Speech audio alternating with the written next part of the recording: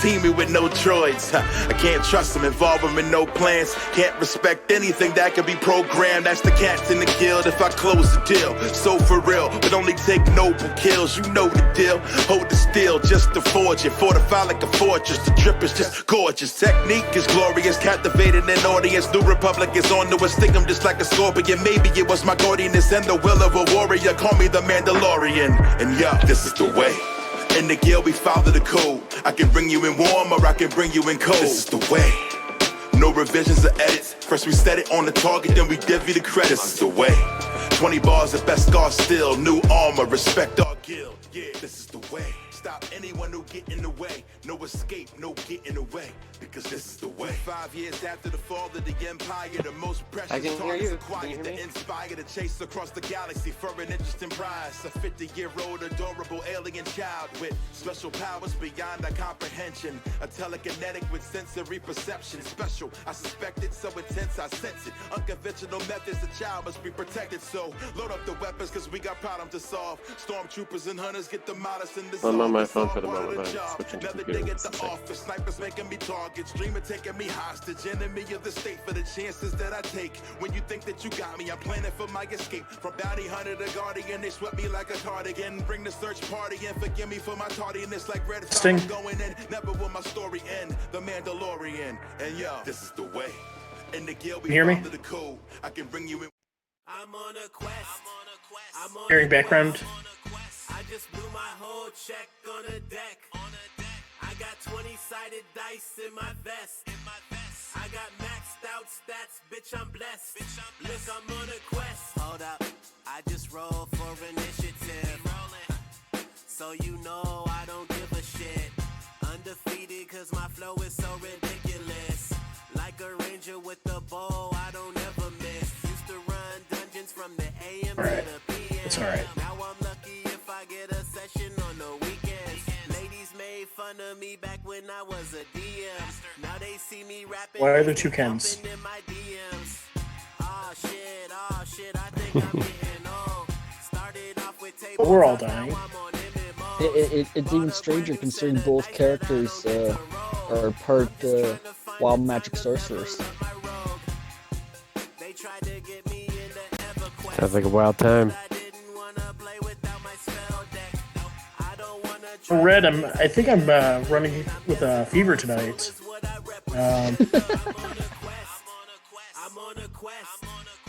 It ain't no party like a wild magic party. Oh jeez. So, Angel Red Dragon, a couple ideas. I'm not like the expert of the story of this hardcover, but I know a couple things. So, hooks that would connect to Kazukin's backstory include that he is a hexblade, and he was like rescued by a mysterious female agent of some entity, and gifted with his blade at that time. So it could be that he hit the blade that he is connected to is the weapon that he's connected to is a weapon that is pertinent to the story of this hardcover. That would be fine and cool. Also, if there's any like female rescuing type people who also have like sinister associations, that if that person would fit into with this hardcover, that'd be great too. Or not. Cool. I could have sworn that you were going to say that he got the blade from someone of ill repute, and that would have just been hilarious. Well, and the character that in the anime is called is called Buso Renkin, and it's like he's a high school student who was killed by a monster one day, and and so this girl saved him by like bonding, like replacing his destroyed heart with this like artifact that he can now deploy as a magic weapon. Yeah, I've read it. Cool.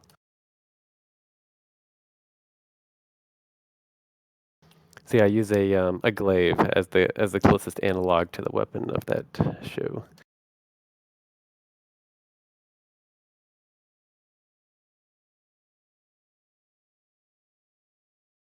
Yeah, I when I made the character, I had no idea that like Hexblade Polearm was gonna become like overplayed. I thought it was like a cool original concept. Little did I know. Most of the time, when things seem like it's going to be an original cool concept, chances are it's something that's overplayed. Yeah.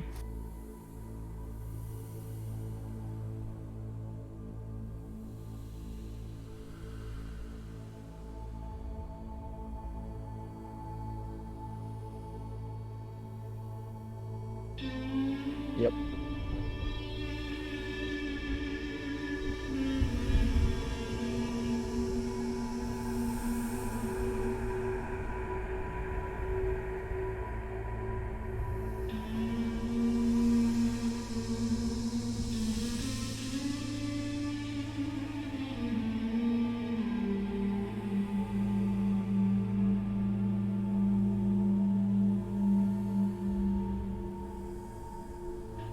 Sounds good.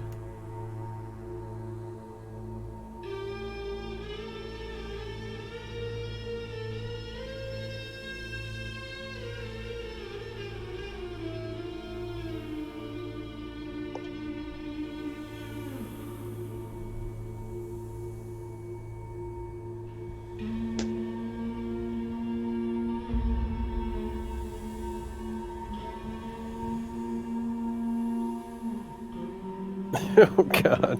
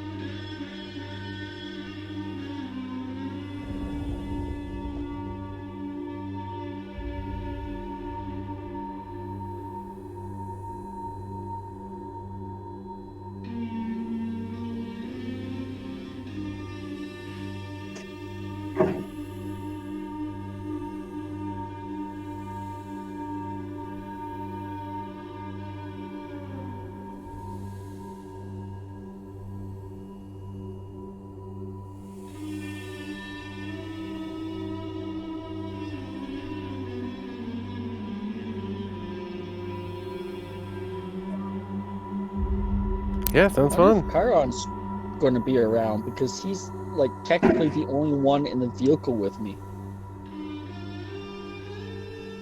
I have a plan for that because you're by yourself, and that's fine.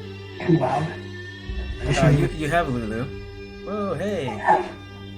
No, Lulu's been taken. I've no, so we got that fixed. Thank you so much Oh, for the raid, Team Frag Force.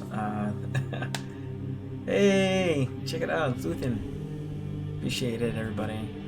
We're just kind of chatting about what happened in the last time that we played, and we're just doing a little bit of D&D stuff. So, thank you so much for the raid. That's awesome. Come in with 3 viewers, hopefully. We don't bore you too much, and you get to listen to some of this cool stuff here. So I did a little bit of backtracking with you kind of avoided something, and I kind of just ham-fistedly said, okay, well, Lulu disappeared, oh no. And I thought that was just kind of lame. So instead, I'm not going to just make her disappear, but we'll see like some wasps. Oh, I got a little bit of background noise. I wouldn't say it was more like she disappeared. It was more like it was more like she oh, I remember that area, and just like wanders off on her own like she tends to do, and then becomes wait, where did she go? So the way we'll handle it is she'll, as you guys get back to your vehicle, she'll in Avernus, time and space and everything it just dilates, right? You just do all kinds of random stuff. So we'll just have it that you see this hell wasp nest in the distance. If you would like to head in that direction, then that's totally up to you. But we will, I'm leaving it on for you to choose. You have 3 different routes at this point. And because Chiron's not with you, you might see some people along the way, right? Hint, hint, nudge, nudge, or Kazukin and Dusk, right? I see Orsk and Dusk with a new guy hitchhiking. Yeah. So Orst. Oh wait. So let's go ahead and describe characters real quick. So Lucius, please tell us a little bit about your character. Well, I'm an asshole, and now because I wouldn't call it a curse, but now I'm more of a greedy asshole, and expect things to go boom, and me slowly trying to corrupt Dusk into changing his morals. Because I'm all for like blowing things up and leaving no witnesses. Lucius. He is a tiefling of ill repute, and he likes to make a lot of random choices. So like the elephant. Yes, like an elephant. And I mean, it's good times. It's absolutely so. Please take that with a grain of salt, and separate the player from the character, just in case. I don't want you to, freak out or whatever. So if we need to chat amongst the players, please do so. And Lucius will obviously behave himself to the best of his ability, so we'll see. So that is a complete lie. Well, Lucius won't, but Ken will. I'm glad that you put to the best of my abilities, because that ability is not that high. Yeah. All right. So that's him. He's a tiefling boy. It's pretty much, if you expect to go stealthy all the way, don't count on it. Well, he's a hexblade polearm user. I don't know about that in this kid scenario here. So cool. So Orst. I'll be playing Orst tonight. Orst is a Dragonborn paladin. We'll go with that. A swell fellow. An Oathbreaker. Don't worry. Obviously, that means I am the moral compass. Dusk is here to keep you all safe from yourselves. Dusk, you're here. All right. Apologies for the delay. You're here to keep us safe. Who's gonna keep you safe from me? This is Dusk here. Hello, wizard. He likes to wizard. He oftentimes steers Lucius, sometimes even Orst, into maybe less chaotic situations, but I don't know. It's definitely a battle between the two. It's probably the most fun I have, to be perfectly honest. What's gonna happen next, and how can I manage damage control? Yes. Pretty much. It's for the brand. We create the chaos, and you figure out how to clean it up. I like to think that I turn them into franchise opportunities. All the ghouls aren't here at the moment either. Oh, that's a shame. Okay. Okay. What have I missed? I've missed a lot. 2 sessions, 3 sessions, I don't know anymore. I'll let Lucius explain what he remembers. That's the most fun way to do it. Well, short version is we went to Fort Knucklebone, which is like a Mad Max type feel. We helped out Mad Maggie's friends there. Almost died helping one of them. Exaggerate a little bit. Yeah. Lulu got her memories unlocked, so we are now searching for this great weapon. And apparently, there's two places that it could be in. And then we got 2 vehicles from Mad Maggie as rewards for helping her friends. They both blew up within 10 minutes. So we hijacked the enemy's vehicle, and we now have that. And it's much bigger and better. Yes. The good old demon grinder is what the team has now. Who's driving? I am. Well, Lucius is going to be the one that's going to be picking you guys up at this point. So yeah, we'll open it up with that. Lucius and Lulu are in the demon grinder right now. Chiron, he's taking a nap. Chiron suffered some side effects from his lycanthropy, he's sleepy. Oh yeah, so he got attacked by werewolves. That was part of the Avernus warlord gang, and he suffered lycanthropy. So Lucius, I did Greater Restore, but he still has can opener teeth. Yeah. Teeth. Oh my god. Hey Lucius, what's that in the distance? Are those your friends? Let pretend that we don't see them, and let's just drive on by. The more the merrier, though. That is true. Okay, fine. We'll stop. We might need some help getting the sword. We'll stop. That is also true. So yes, we will definitely stop. And Lulu looks down at Kazakin. As he's kind of each of you just come out of like dust clouds of Avernus, hellish sulfur or whatever, one by one, and she sees Kazakin's face first, and she says, "Hey, I kind of recognize you. I think I don't remember."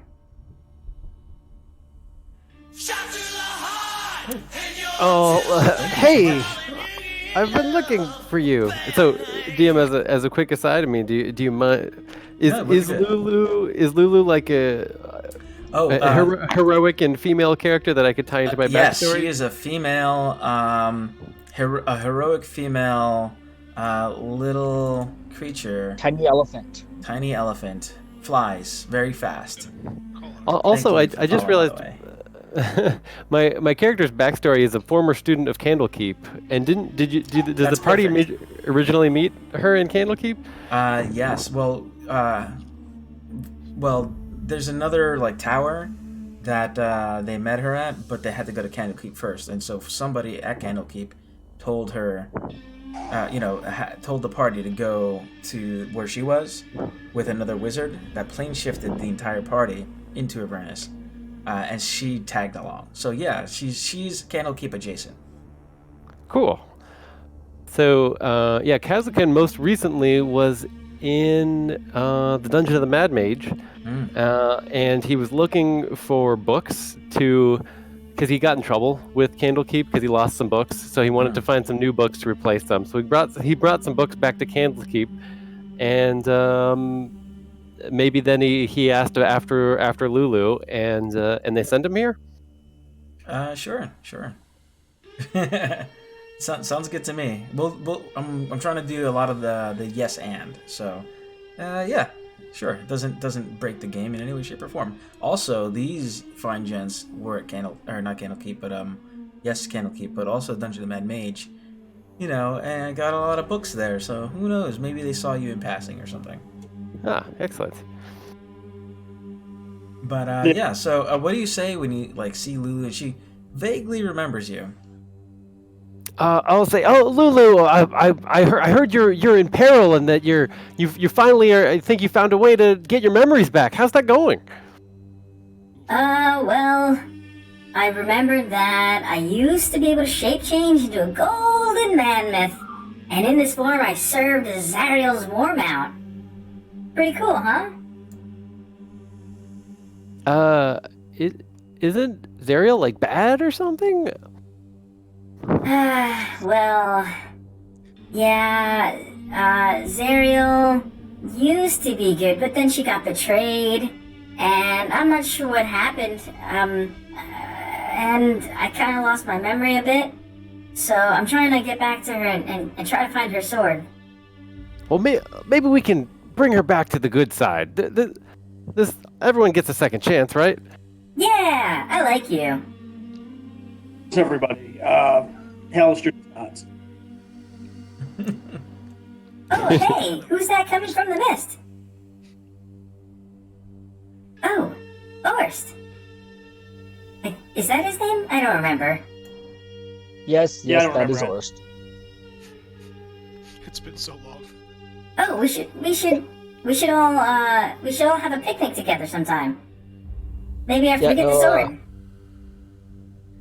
Lucius will just like lower the hatch so everyone can get on. Yeah. Hey guys, guess what we got? Somehow, I feel like. Do I want to ask how you acquired this? Hijacking. I like it. Just answers. No, honestly, if you had told me anything else, I would probably have not believed you. So I be honest with you. Well, we had 2 smaller vehicles, and then we got into a battle with some creatures who were driving this one. We killed those creatures and just took their ride because they blew up ours.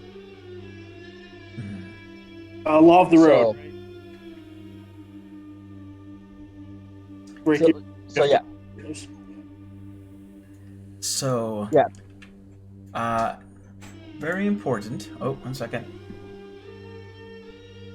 1 second. No, baby, I don't want that. Thank you. Thank you. I have to do my game. So can you please close the door? Thank you.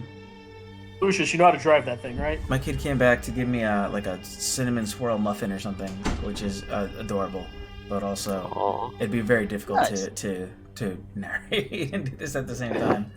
So, you do not reject a kid's gift. I know, but I can't. It's fine. It's fine. Everything's fine. Cool. So as you guys are doing your fun, you're like, hey everybody, and you stop the vehicle. So that way you could go ahead and make sure everybody got on nice and safely like you do. Suddenly, everything goes dark. And I will move you to this thing real quick. But yes, Orst, I can drive this thing. I have done great damage to the creatures with the vehicle. But I do need people on the weapons. I have the chomper, which is the giant mouthpiece in the front there. I need someone to control that. I need someone to control the wrecking ball in the back of the vehicle. And there's 2 harpoon launchers. I need 1 person on each of those. I do need you all to go ahead and roll initiative. Because, as you're in the middle of your explanation or whatever, you get jumped and it's dark everywhere. Oh no. Hey, we made it 20 minutes, guys. New record. Yeah! We did a little bit of RP, kinda. And, timing's of the essence, guys, since looks like we're going to have some fun and see what this baby can do. Yes, but you're not currently mounted up in your little shenanigans here, just so you're aware. It's like pitch black. It's difficult, for you to get your thing in. That's phrasing, but you know what I mean. Yep. Well, I'm still at the helm since I'm the one driving this. No, you dropped like the ladder or whatever for these guys to get up, but it doesn't matter. You'll on your turn you'll be able to slide in real quick. Not a big deal. Okay, there was no switch near the steering wheel to do that. Sure. Yeah, there was one near the steering wheel. But I figured you came out, you were talking to them and stuff, right? Okay, yeah, good point.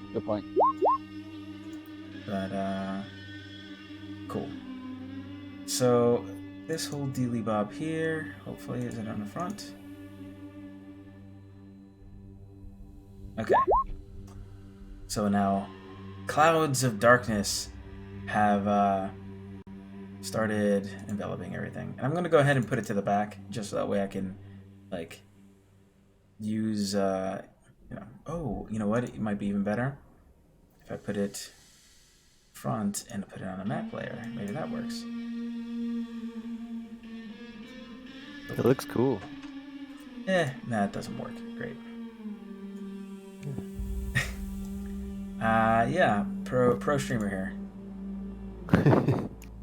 Cool. All right, that'll do.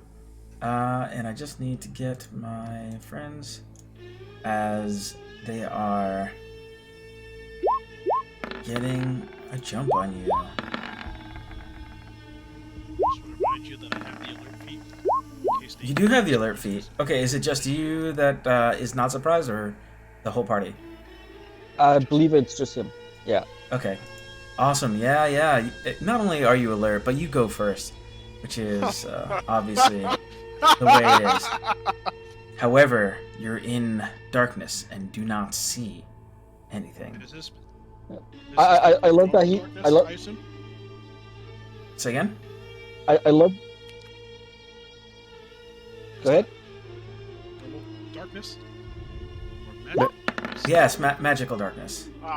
Ah! I guess Damn, but you hear them. You can hear that, and I'll go ahead and What put about- them... Oh, that was the wrong guy anyway.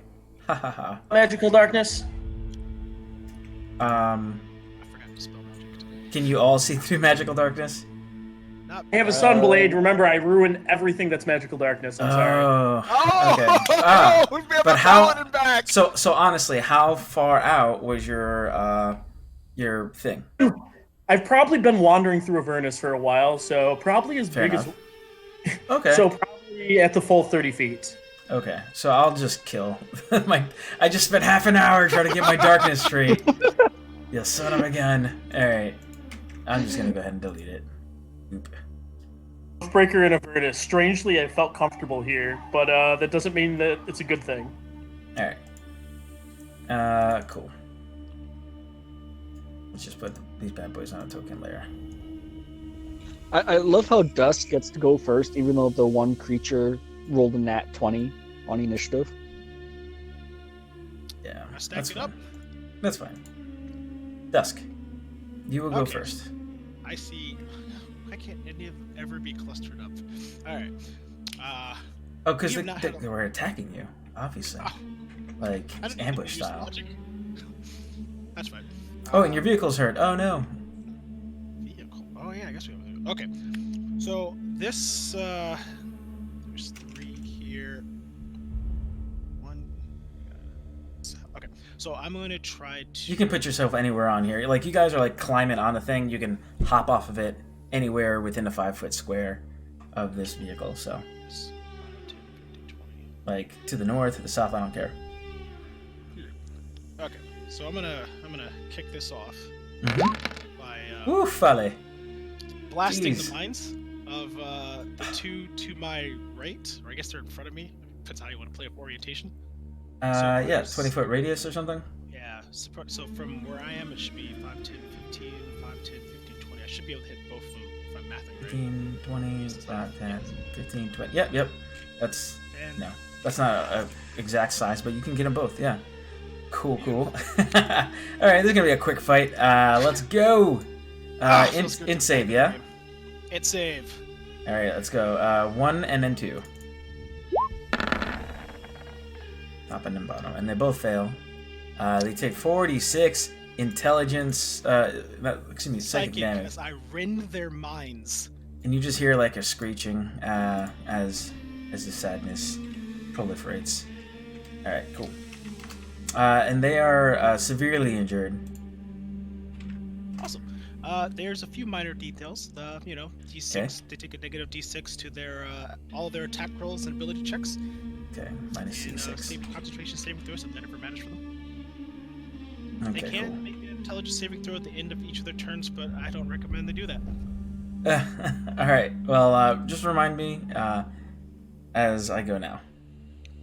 Oh, are you going to hop off or anything? Are you going to climb into the vehicle or like finish I'm climbing quite in? comfortable exactly where I'm at. Okay, so you're right now. You're like Mad Max style, like on off the edge, just like flinging spells. That's where you want to be. It's a good way to get some good research in. I've been neglecting my studies. All right, so this one has minus D6 to its attack rolls. It's like yeah, and all saving throws. Dope. Okay. Bloodied in the mind. Yeah, it's not good.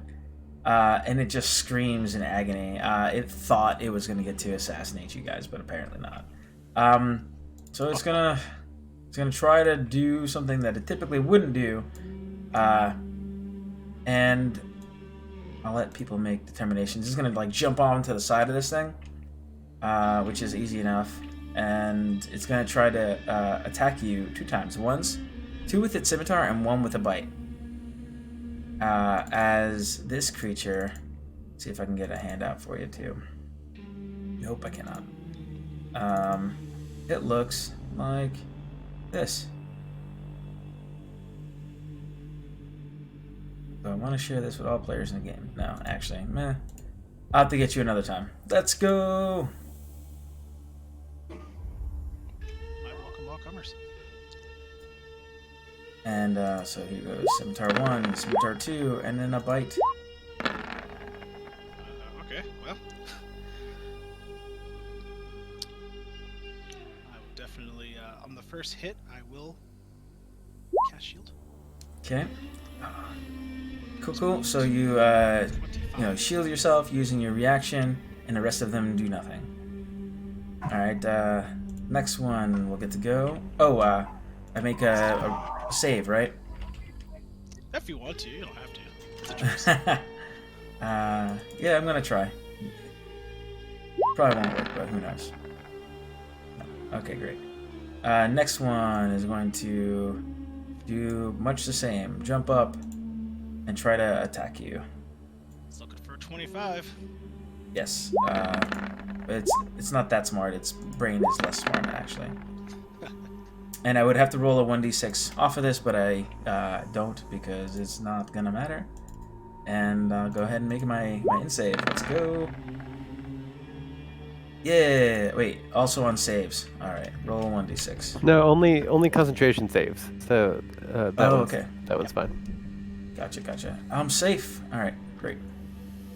Passes for war. The next one will go. Oh, and of course you were the one that was alert, so you could use your reaction too. What a jerk. Well, all of us get our reactions now that our turns have passed. After everybody who's had their turn, but I mean, in that particular instance when he was attacking. Yeah, for that first guy, he's the only one. Okay, so this one right here is gonna attack Orst. I'm putting the demon grinder in the token background because you're like Sure. covering up most of the characters. There you go. That and with Kazukin's token there, it looks like it now says Demon Grinder Kazukin's gang. I mean, it's coming in strong. I mean, why not, right? He's just taking over. All right, these are obviously not going to go against Orst, who has a ridiculous AC, as level 16 should have, right? And this one here will go ahead and try to strike at Kazukin. Kazukin, what are you armored in? Like, give me a visual. I've got. I've got my my scholar student's clothes on, but underneath there is also a half plate armor, and I've got my glaive out. So we're looking at 16 AC. No, it's more than that. It's not 19 because it's magical armor. Okay. 19. Can we get a 20? Can we get 20? 20 AC. 20 AC. So, okay, you're gonna have to adjust your character sheet. Doesn't it say? He's got it on his little. It shows 16. Oh, it says it's 16. You're right. I must be missing the magic armor. Yeah, I am. Okay, sorry, I'll pull that in. Yeah, no worries. Go ahead and fix it. It's you're jumping in. You haven't adjusted all the character sheet stuff. Happens. So, but I do believe a 22 attack will hit. I will shield. Okay. With Best spell of the game. And Lulu, she's like hanging out with you guys as well, so I should probably roll her dealy bob. These are all considered fiends, correct? Oh, that is correct. Yes. So can is it a bless or like a 1d4? What? So, Orst, tell me what you see as these fiends get closer to you. Tell us. They're specifically the ones close. The one that attacked me and the one that just attacked. Mm-hmm. Everyone may notice they seem to be visibly angrier. As I radiate an aura of hate. I actually boost the damage to demons. Cool. Are these demons though? Fiends is what he means. Oh, fiends. Bad things. Everything. Everything. These things do matter. Fiends Like and undead. All right, so 10 feet. An acutely unwise choice. All right, so having just cast a sorcerer spell, can I just assume that wild magic is active all the time? I do not do that because then it's not random and then it's not longer wild. So it's Well, kinda like, what I mean is, I have Tides of Chaos. Mhm. Do you know what I mean? Like all of the wild magic stuff says at the DM's discretion. Right. So there's two things. So sometimes I'm going to say, go and tell me what your thing would be, but it's not all the time. It's not 100% hit rate. You know what I mean? Okay, so there's two things. There's one is when you have your Tides of Chaos expended, Right. you can cause a wild magic surge to recharge Tides of Chaos, but that wouldn't apply now. Now would be if you allow, or if you say that I should, then I would roll a d20, and only on a 1 would wild magic happen. So I certainly advocate for having it all the time because Well, yeah, but then, otherwise we have to have too many conversations like this. So can I just go ahead and do it? And if you can just kind of I'll let you know veto. when to. I'm just gonna let you know when to do it. That way, I'm not saying no to something that already happened. You know.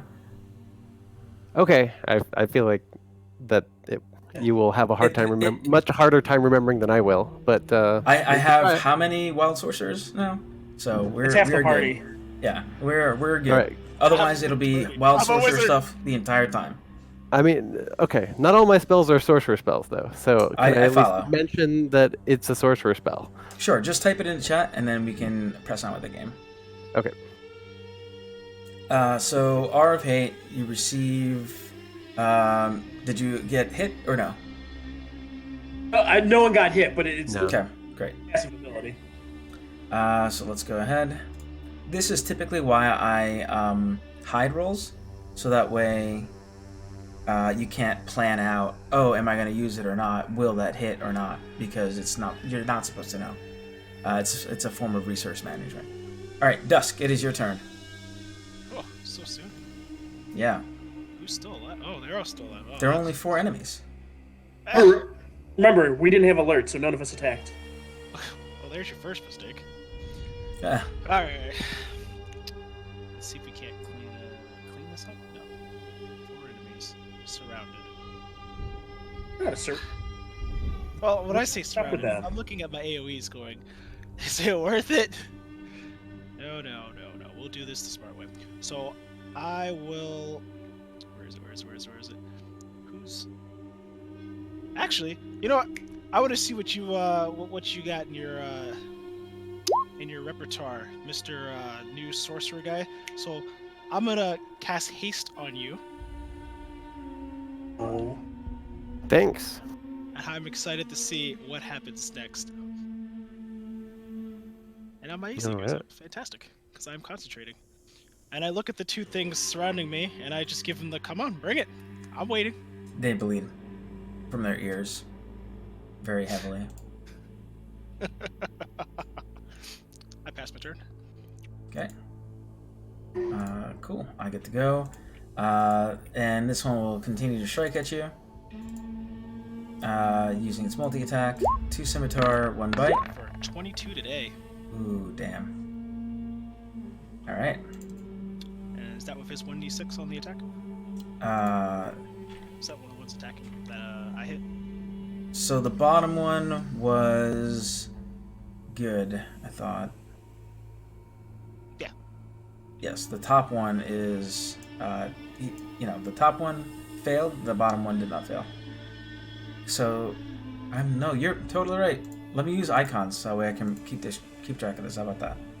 Let me use this dumb face. How about that? Hey. All right, so 1d6. I mean, I gotta get a 1. That's not gonna work. Next one will fail, so one more 1d6.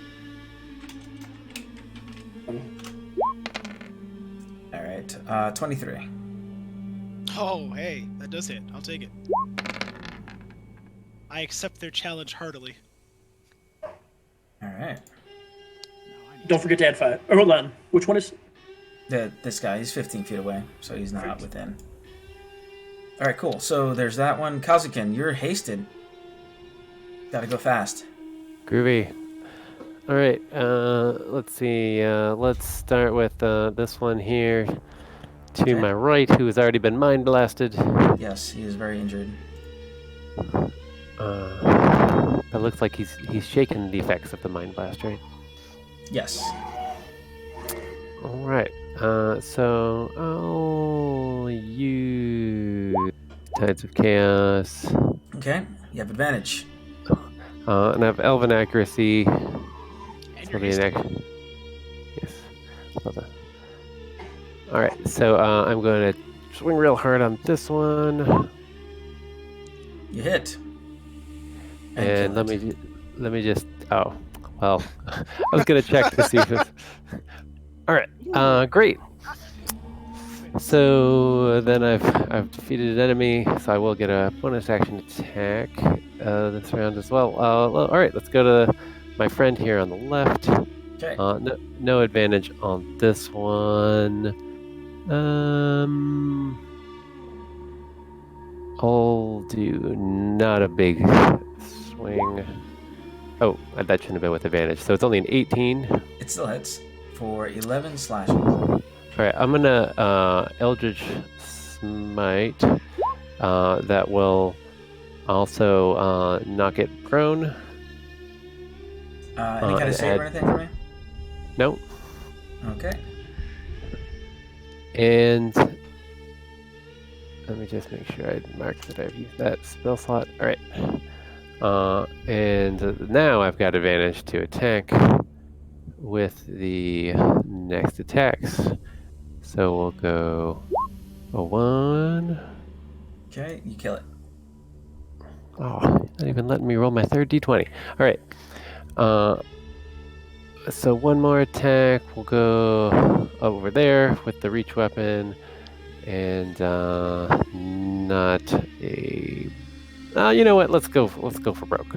Swinging for the fences. 18 for 25. Okay. Slashing. All right, he looks bloodied. And that was the bonus action attack. I'll jump dramatically, leap into the air. There's little, like the little icon shows. There's lines of motion in the background, and I'll leap next to Lulu and say, "Don't worry, I'll protect you, my friend." That's a turn. It's the least sorceress thing I've ever seen a sorcerer do. That's a compliment. Thanks, Kazuken. Appreciate it. Cool. So let's see what I have. This guy's alive. He is still kind of messed up. He's gonna go after Dusk because that's the one that made him dumb. Maybe he should go back to school. All right. None of those will hit. That 22 should hit. No, because the 1d6 will automatically right. knock it. Yep. Another fail. Orst? There are 2. I'm gonna go against the one that's actually next to me. Okay. Sure. Let's save. Yep, that'll hit. Alright. Not dead yet, but definitely severely injured. Oh, yeah. Okay, so let's see what happens. I think you're legally obligated to smite. I am. So. Choice that You're decision. not. It's fine. You don't have to. No, I have to. Drink all over myself, laughing at my own dumb joke. Alright, you kill it. That was a level slot. You just destroyed the hell out of it. It's like you had 13 health? Yeah, 13 health. And there's only one remaining, and he's looking Such overkill. looking kind of dumb with a finger and a thumb on its forehead. So...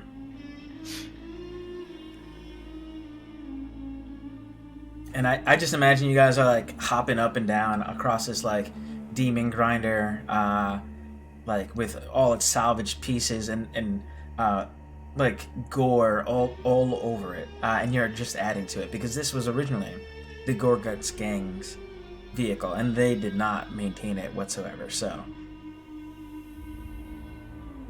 nice. Better. All right, is that all? Yeah, that's all.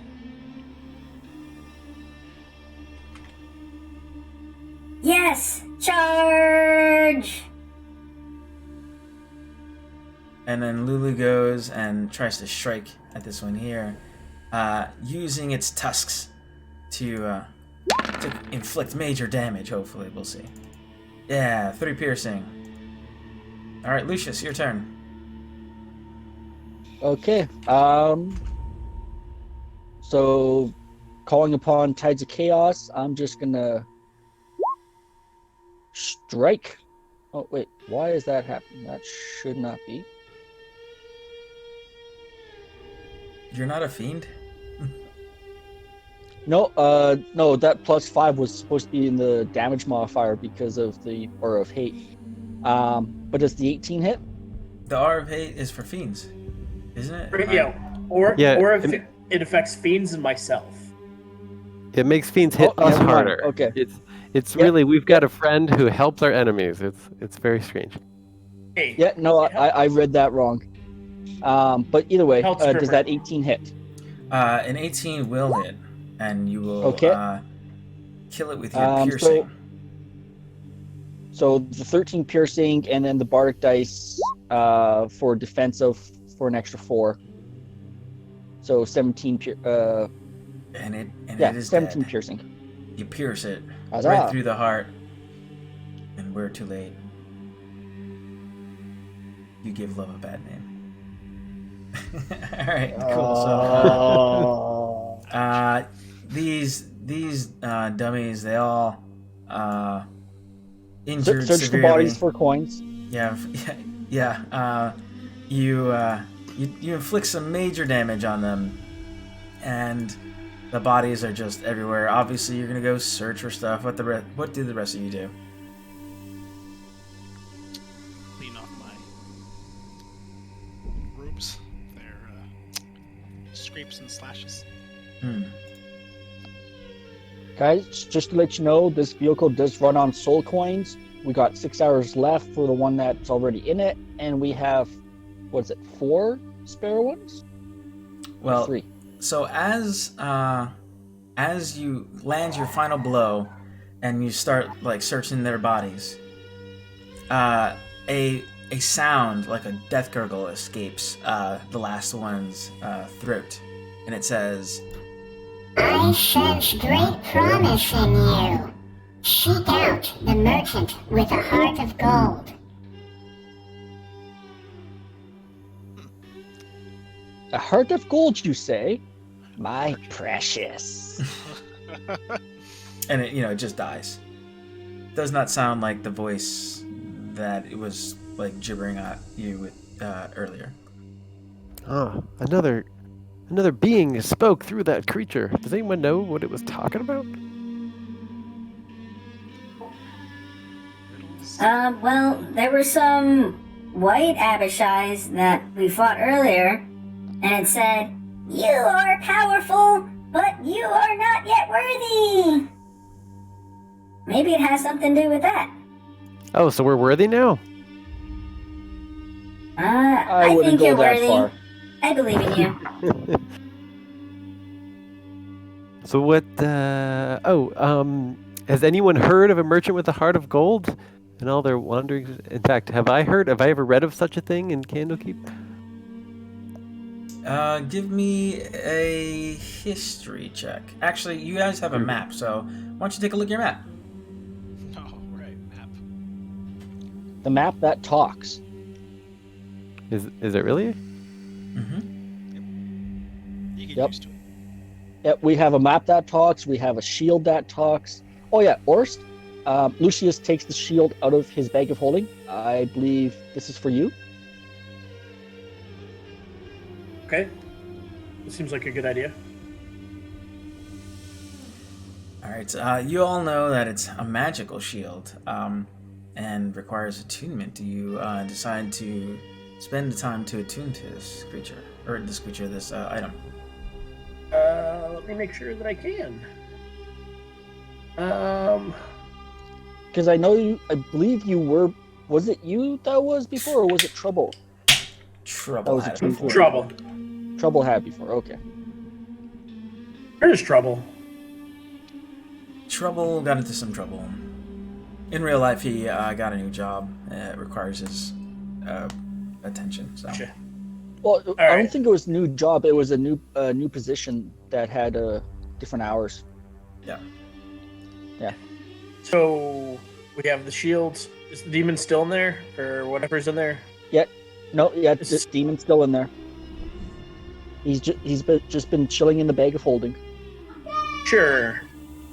Yeah, I could.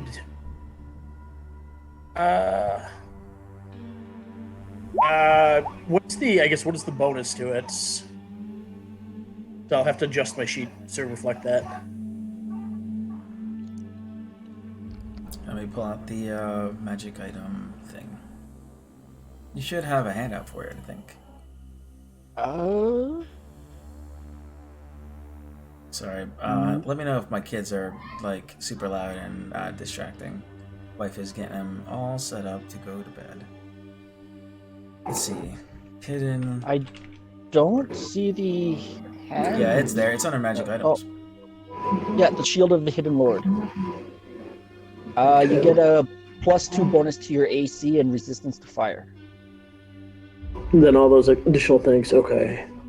The other stuff is just. Actually.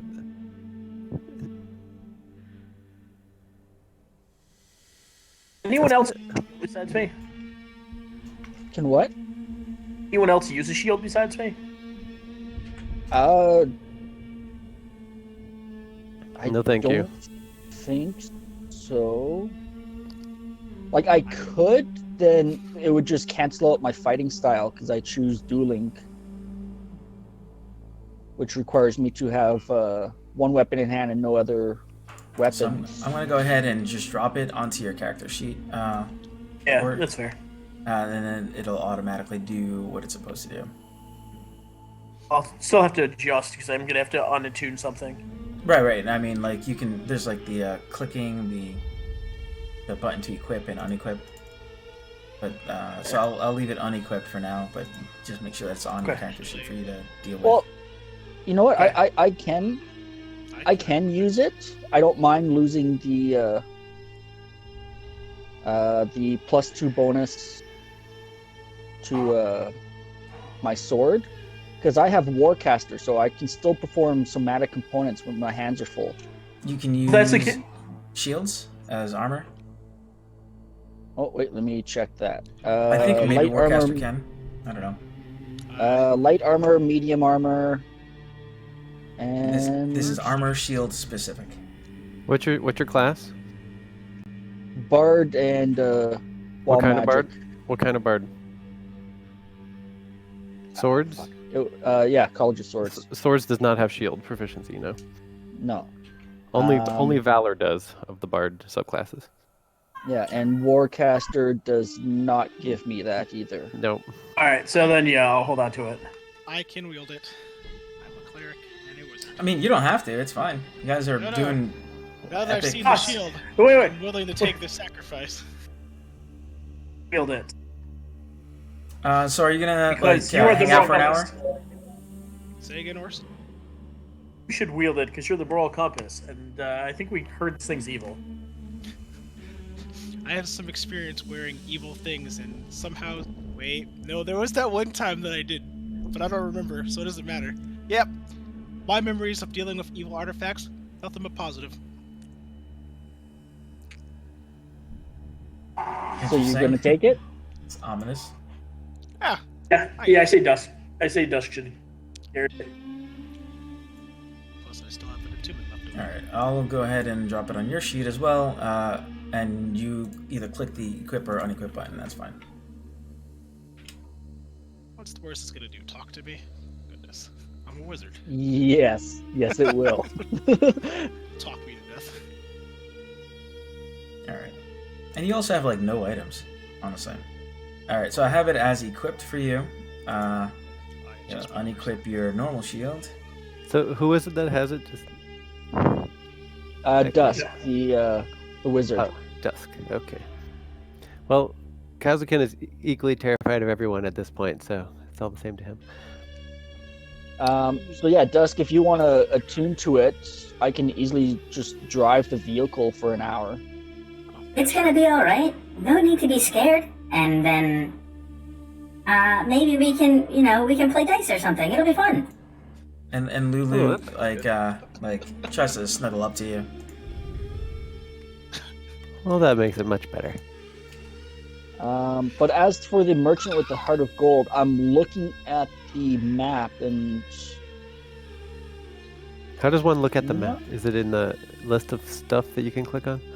Yes, it's in the Chapter 3 player handout under Avernus poster map.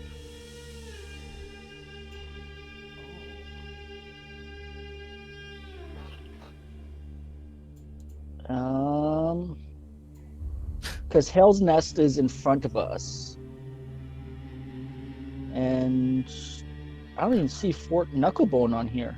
How about Tiamat? That sounds like someone with the heart of gold. Nope, because that's a monument. Tower of maybe? Demon Zapper, I'm guessing I guess when the cartographer made this map, he must not have visited those places, or maybe they just didn't exist yet. Who knows? I'm guessing Demon Zapper is one of the places Lulu was talking about, the one that can destroy demons. Yeah, that's right. That sounds right. We can zap some demons. Woo! That's not what I wanted. Okay. Where would the place be that creates demons? Would that be no, that wouldn't be the Hell Wasp Nest. I think maybe it'll be the... Down on the right-hand side, you see? Look at my trunk. This is what I'm talking about. The spawning trees. Okay, yeah. That's the name I was looking for. Where? Something about trees? Spawning trees. Yeah, To the there's right, two places, to I the right of think. the map. One of them is gonna, I saw in my dream a place that makes demons, and a place that destroys demons. Well, I thought we needed to find a merchant. Well, it doesn't sound. Neither one of those sound like a place of. Well, I mean, I kind of want to go find the sword, Azariel's sword. I think she needs it. I think that's what we're going to need to make her feel better. Okay, Maybe she let's will do be that. less cranky. I would say let's continue for the sword. If we run into the merchant on our way, we can deal with it at that time. Yeah. But for now, yeah, this map's a bit incomplete, so I wouldn't even be able to hazard a guess where the merchant may be. Alrighty. All right, I would like 2 individuals, and I'll take the first 2 that do this. I would like for you to do me a favor and roll on 2 d20s. Not it. Okay, see what we got here. Well, Lucius rolled a 1 d20, and he got a 3, and then somebody else rolled a d20. Oh, I thought you were saying have both people roll 2 d20s. I follow. Yeah. Okay, cool. So, Kazakin, if you would be so kind as to roll for me, where are you trying to head to? I guess is the important part. I know me and Dusk were discussing that earlier. Kazakin? So Lulu thinks both the Demon Zapper and the spawning trees are equally likely to be helpful? Yes. They both sound terrifying. Which side I know, of the... isn't it great? It's an adventure. Which side of the river of death are we on right now? East side, pointing towards Hell's Nest. So Demon Zapper is the closest to us. Well, from what I've gathered, it's a little tricky getting from point A to point B, so the map is more of a set of guidelines and not exactly, a rule. Hopefully we get to where we're going. I still think it's a good way to make a decision. If we think we're near the nests, let's go toward the Demon Zapper. What do you mean by a set of guidelines? Well, everything's all weird here. 1 minute, something's only a mile away. Next minute, it's 10 miles away. Next minute, you can't even find it. Time and location is flexible. Random. Great, Lucius. So Lucius, you're driving all the time. You wander aimlessly somewhere. You are the official driver. Yeah, that's how me and Chiron survived. Was by doing that. Okay, I guess let's go. I think it was this way to go to the Demon Zapper. And Kazakin, since you rolled higher, please roll 2 d10s. Alrighty. How to get on the bad side of the river of death. Just roll dice. Great. Both of the dice rolls don't match. So that's awesome. You get to where you intend to be. Excellent. So I guess I should probably explain what that is. Yeah, here goes. Demon Zapper. Alright, let's go with this. Radiant light cascades from a rusted metal monument shaped like the upraised mandibles of a giant beetle. And you hear the map speak, and it says, "The purest of souls lures fiends into a hellish trap. Zap, zap."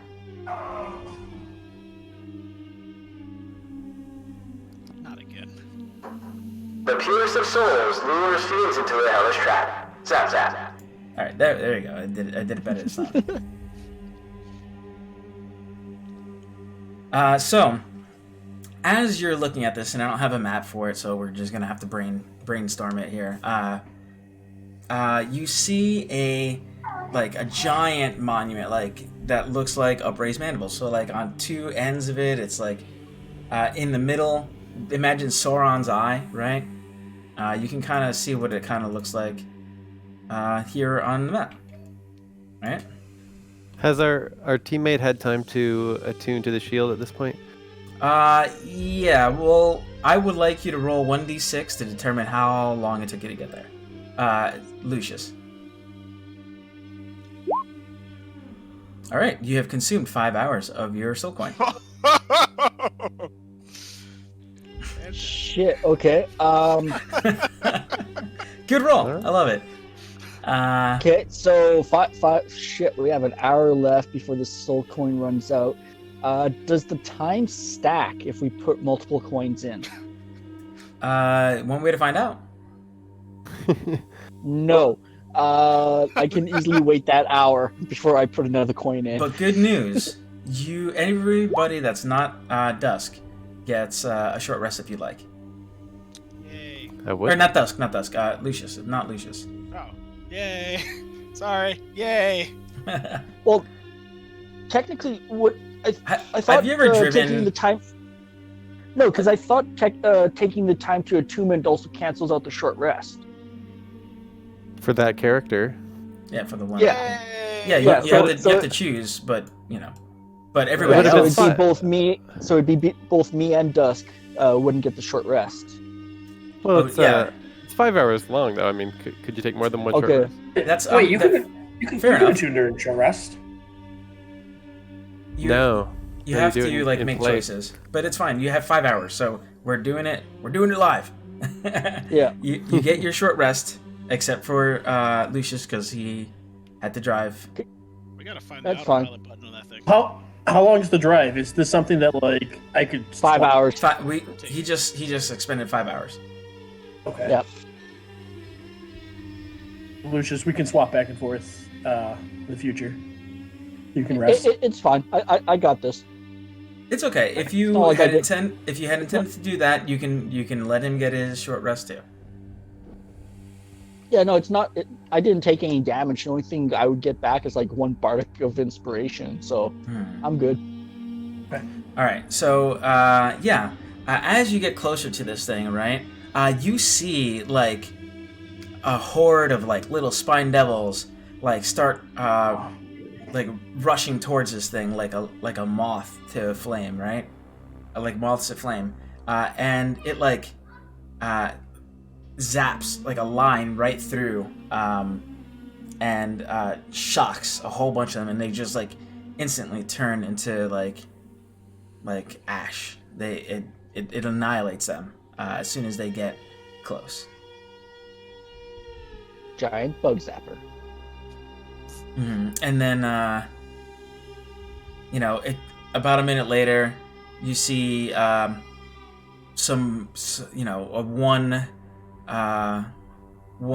Herzu, like that thing that you fought a few times earlier, the one that you had fight the werebore guy.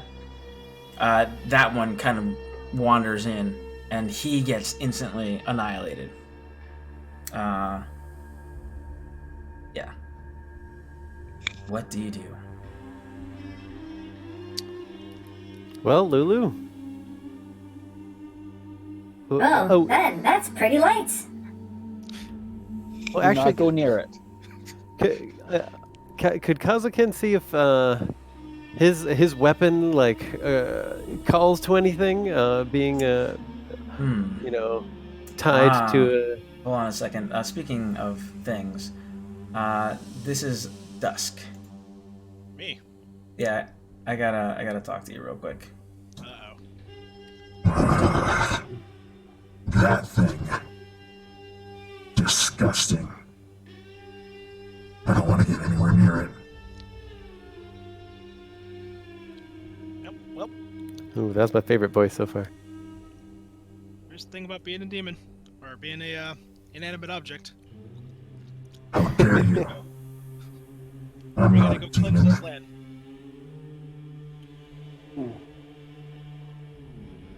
I am the Hidden Lord. Don't forget it. I promise you won't get zapped. We're a team.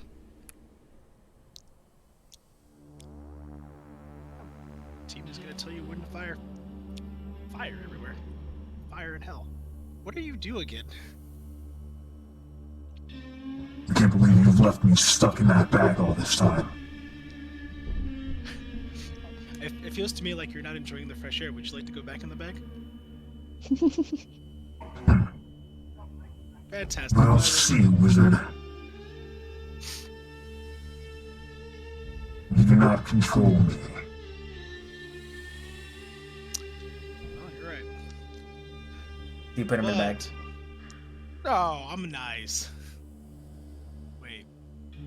No,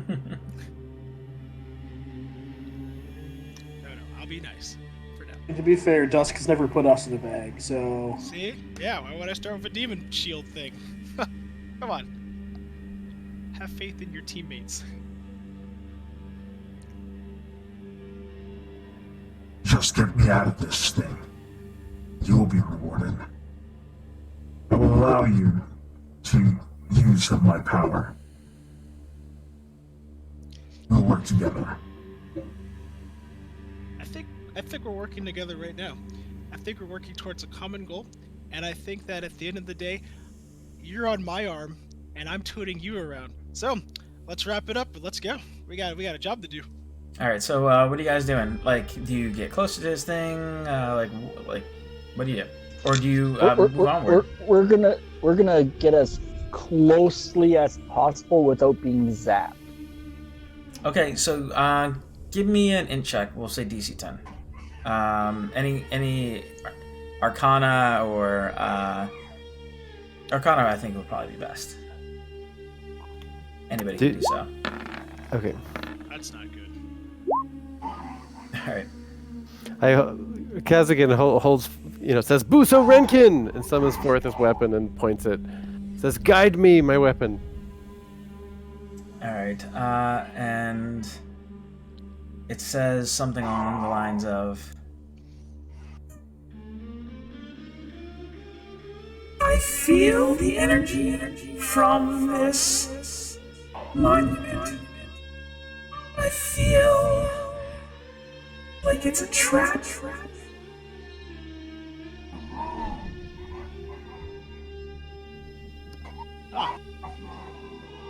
I think I've just figured out that my pact is with a Mon Calamari. You're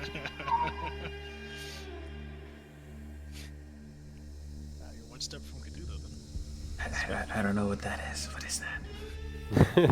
Oh, it's from the Outer Realms. Don't worry about it. Oh. The Star Wars guy that says it's a trap. Oh, God damn it. All right. It says, "What's that? I sense something inside this sphere." And, Oh, something's in the zapper. Kind of want the zapper. Oh, Ooh, man. what could it be? Can I go say hi? Maybe we need to, kind of turn off the zapper, and then we can find out what's powering it. We'd have to get inside of it, Oh, right? but it's so pretty. We can light it up whatever we want. I'm sure if we can. Oh wait, what are we assuming created this? Probably a fiend, right? It does seem pretty. Probably. Oh You gonna make it stronger? no. I mean, yes, when it gets closer, if this- practically. The demon zapper is a giant building. But more importantly, if we think this thing destroys demons, we don't know what this thing does to non-demons. So we should send a fiend over there, and if it's fine, maybe it's only attacks demons. about a minute later, you see another demon show up. Another demon show up. This one is a gaggle of lemures that are heading towards it, and they just get completely wrecked. Now, lemures are devils, so was it devils also? No. Pardon, not. Sorry, you're correct. Whatever a demon is. An imp? An imp? I don't know. No, it would be. No, imps are devils too. Demon, let's go. A shadow demon appears, and it gets wrecked. Quasits. Quasits at low levels. Yeah. I think there's maw demons at low level. Yeah, it was like 4 shadow demons. They show up and they get schwacked as well. They look like this. That was amusing to watch. All right, I'm gonna play it safe. I'm gonna summon Rolando. Are you gonna send Rolando in there? Absolutely, because Rolando is classified as a devil. Ooh, what's that? That's cool. Magical bison. Oh, bison. Can I pet it? Oh, those things we killed. Yes. She puts her trunk on the bison, starts ruffling its fur. Those things we fought earlier. Those were some sort of fiend, right? Oh, that's right. They were not human. They were not humanoid. No, not humanoid. No. Okay, I've got a sinister power where I can turn humanoids into shadows. That probably won't come up. I'm gonna have Rolando head over boom, boom, boom, boom, boom, boom, boom. So it just heads over there. It's 150 feet, 125 feet. He has speed of 60, feet. so. Yeah. I'm just rattling off numbers. And he counts as a devil, you say? As a devil. Okay. Absolutely. Yeah, so devils are fiends. I believe all devils are fiends. And it gets zapped. Completely dead. Wow. So devils are affected by this as well. Okay. Could be that all creatures are. How close was it before it got zapped? About 100 feet. Yeah, a beam of radiance, about 5 feet wide, about 100 feet long, extended out, kind of like one of those cool like orb guys, like at Spencer's. Wait, did you say radiance? Yes, radiance Like of radiance. Hey, we should send our paladin over there. I'm sure he'll be fine. Yeah. I'm totally a good pal. Can't death ward on myself. You got the gold star on the sticker, right? Yeah, sure. I got the. You got this. You got this. I got death ward so that when it zaps me, it'll have to zap me a second time. So Okay. We're doing this live. I'm getting. I'm gonna go get double tapped. Okay, cool. I'm gonna walk over. All right, you walk over 150 feet, 120 feet. I'll stay near him, but like 15 feet back. Okay, so he Like, makes I it can to shoot. 90 feet. He makes it to 60 feet. He makes it to 30 feet. Hey guys, I think it's safe. Come on down. I'm gonna fall over. Foxfall, everybody dies. All right, roll up new characters. As you get about 30 feet, you can see that this structure is very large, and looks like there's something in there for sure. There's a 10-foot diameter sphere. It looks like there's a creature about 50 feet above the ground, suspended in it. Although, can't really tell what it is because it's like a oil on water kind of look. Magical. You can tell that it's getting powered. It looks like something from the pillars, the mandibles that are next to it, are kind of like. And it looks like there's a creature in the ball. Yeah, every once in a while you get like the form of a shape. I'd like to move as I could. Okay. Yeah, you're right up. You're right next to this thing. It's about 50 feet up. Oh, I forgot I've got a war horse. Would I be able to bring my war horse, or is that a bad idea? Bring a war horse? No. I mean, it's a celestial war horse, but. How'd you get your war horse? Did you find steed it or what? Yeah. Okay, yeah, like a normal war horse, not gonna probably be a thing, but sure, you can have your war horse. Dusk, give me an Arcana check. Hey, it's like one of my favorite things, except when it doesn't. It continues to be one of my favorite things. Yeah, so you can tell that it looks like this, the pillars are trapping the creature that's inside the sphere. Pillars are trapping the creature in the sphere. Hey, what is that? Maybe we should get it out. You know what? Can we? Maybe we should. How close are we from the sphere? If we could come right up to the base. 50 feet up. I don't know. Can't paladins tell about creatures if they're what types they are and stuff? We've got a discount paladin. I don't know. Oh. No, I don't know what. He's good. He's good. Except when he's not. Well, what is it called? Divine sense. Yeah. But I don't, what's the range on that? I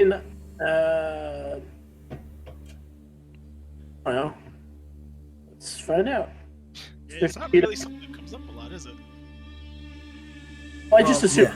Usually not, because like Divine Sense is kind of trash. It's literally the only reason I ever have it is because you literally see like a skeleton right there. You know, like, is that skeleton gonna come alive and try to eat my face? That's Divine Sense, because it needs to be within line of sight. You can't go through walls and random stuff like that. So Well, we can Divine see Sense? that creature. It's just kind of blurry and sparkly. So, It's 50 feet away, so yeah, we'll pop one of the Divine Senses. Okay. So let's take a look here. Looks like, yeah, it seems to block it seems to block your magical feature. aw. Interesting. Okay. Are there any runes or any overt looking or any? Yeah, you can tell that. Like it looks like. Like a trap. Like imagine like a magical circle type of thing where you trap in a creature that you've summoned or something. This is kind of what it looks like. As you guys are doing your thing, you see another random demon like starts running towards the tower or whatever, and it gets exploded. By a lightning zap right past you. So it's still functioning. Gets disintegrated into a pile of ash. Lucius? Alright, Lucius. What are you doing? You're casting Chaos Bolt? No, ignore that. I was checking something out and hit the wrong button. This isn't the first time. It seems that if you destroyed this like rusted metal structure, you could probably release the thing in the sphere. Yeah, I was thinking about like blasting it and stuff, but that's why I wanted to know what sort of creature we'd be releasing. Be nice to know if it was nice or not nice. Radiant beams shooting and killing like fiendish things. It's probably just an angry angel or something. It's You know what? fine. Yeah, you know what? Let's go with the Chaos Bolt to it. I'm you know game. what? I'm gonna say that you can see what's inside of it. Now that you're taking your time, you're looking at it or whatever, and you see a unicorn inside. Oh, beautiful. Okay. Yep, still Chaos It's Bolt. so pretty. Lulu, is this anyone you know? Not yet, but I love making new friends. So, unicorn, huh? Hey guys, look, we've been friends for a while now, right? Oh God. I just want you all to know. I heard that they're quite tasty. I wouldn't know, but I would know that they tend to hold grudges if you use them for magical experiments. So I just want you all to know. Heard it from a guy. College, I heard from a guy when I was in college that they had a live unicorn, and as part of our studies, it was important for us to, practice, because they regenerate, then they heal, and it's fine, right? So I heard. So in case the unicorn becomes upset, I just want you all to know. Well, it's probably not that one, right? I don't know. I'm not Okay, going to stay so- still long enough to find out. So Chaos Bolt still. Okay, what are you Chaos Bolting? Well, the creature is inside the contain. Yes. Yeah. And I from would be dust, going very good Arcana. It looks like if you destroy the pillars, then you might be able to release it. Yeah, so I'd be going for one of the pillars. I guess the one to the left. Sure. What type of damage are you trying to do? That is determined based on the Chaos. let's see So if it's roll the first same number level. of 2 Oh, d8s. your thing. Your thing did, Yeah. Based on the damage. Yeah, I'll do it as a level 1. So let's. Ooh! Oh, goody! So this will actually be going to both pillars. Okay. Because the D8s are match. Mm-hmm. So for the first one, it will be Snake Eyes is double once. Also, whatever that Wild Magic Surge, it goes off. Okay. In that case, everyone is invisible for a minute. I love it. Perfect. Great. Everyone, Let me what's the just exact text? check. Yeah. Each creature within 30 feet of me becomes invisible for the next minute. The Great. invisibility ends on a creature when it attacks or casts a spell. Great. So if you want to be stealthy, you have 1 minute. So as you do that, right? So the first pillar would be thunder damage. Halt. I am Ral Zala, defender of the Demon Zapper, loyal to Zariel, and I will smite any of you that endanger this monument. Who's talking? But you can't see it because it's a creature within 30 feet of him that is now invisible because of his wall magic. For surge. fuck's sakes! Oh my god! Oh, for fuck's sakes! Well, it's not the unicorn, right? The unicorn was 50. No, not the unicorn. Not the unicorn. Oh, that's something else. Okay. And it seems like it's rumbling, like the ground rumbles, like, and like something had burst through from the ground. And she says, like in whispered tones, Are you here to release that creature? I will smite you! No, but really, are you here to release that thing? Yes. I will destroy you! What if said if we said Okay. I cast False So- Life. So the first attack, does that hit the pillar? yeah, so you hit the pillar. Okay, so that would be the thunder damage to that Mhm. one. Yes.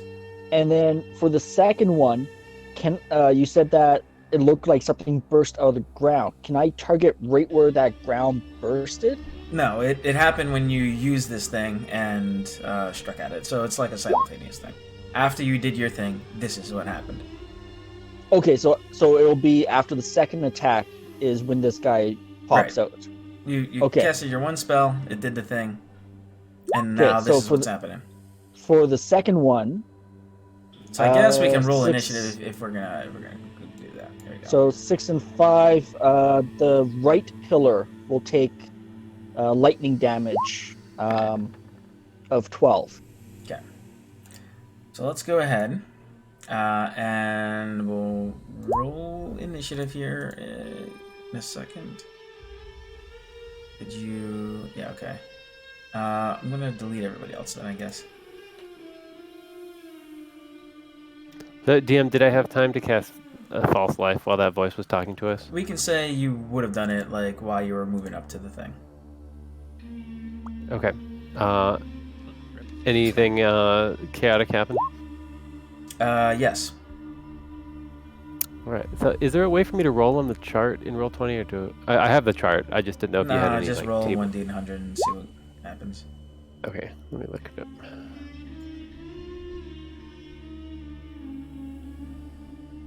Nine is not good. Okay, good. It's fine. Fireball. It's not. Yeah, I knew that fireball was a single digit, so I was worried. All right, no. So that is magic missile as a 5th level spell. So, Yeah, a lot of targets here. I'm just gonna shoot them. I'll try to shoot them at the pillars. Probably won't even do anything. Yeah. So you strike at the pillars, and damage has been done to it. Cool. So we'll say, this thing wasn't hiding. It just happens to be invisible at this point. So we'll just use this. You hear some sound coming from that thing. All right. Can I roll initiative for you? No. After you select an NPC. All right, great. Cool. It's incorrect. If you select them on the GM layer, you can. Yeah, I got it. So yeah. So you heard all the things it said. What do you do in response? And I guess we'll give you your turns. Start off And with Dusk. are we all still invisible? Yeah, everybody's invisible. Oh, this is Dusk. fantastic. Well, no. Kazukin wouldn't because he casted False Life. He was beforehand. So Dusk. I knew the party considering I walked up. Or, Yeah. The whole party I guess- is close together. That's correct. Okay. This is not like a perfect representation. This is just a thing to do for now. Is that voice coming from this circle? Yeah, it's coming from that circle area. Okay. Well, seeing as I can't really see him, I'm gonna. So it did say some stuff. Please take that into consideration. Oh, Or don't. I'm- That's fine too. I'm 100% taking consideration here.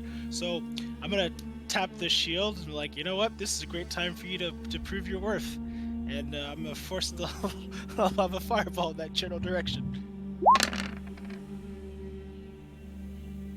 Cool. Okay. So fireball should have had more stats going with it, but thank you.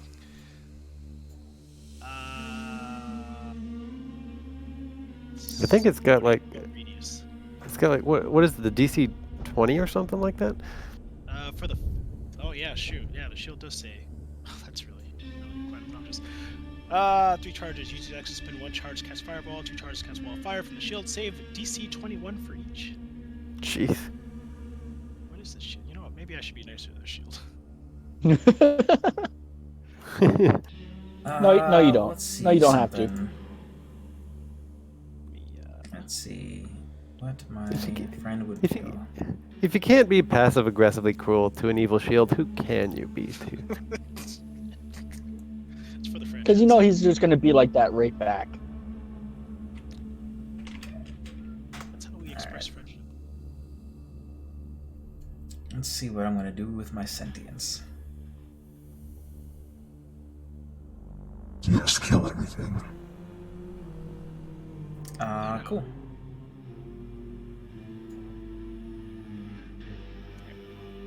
Now you're behaving the way you should. Excellent. I'm not behaving. You're behaving. It's your fireball. This is your. It's all on you. It passes. That's a DC 21? That's not reasonable. Oh, is it 21? I thought you said 20. 21. No, 21. Okay, so it fails that save. But that's fine. Pretty good roll.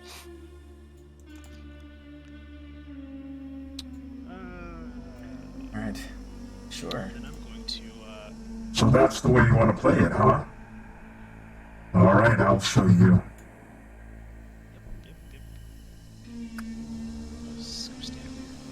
Wait, no. Okay, and it's three charges per day.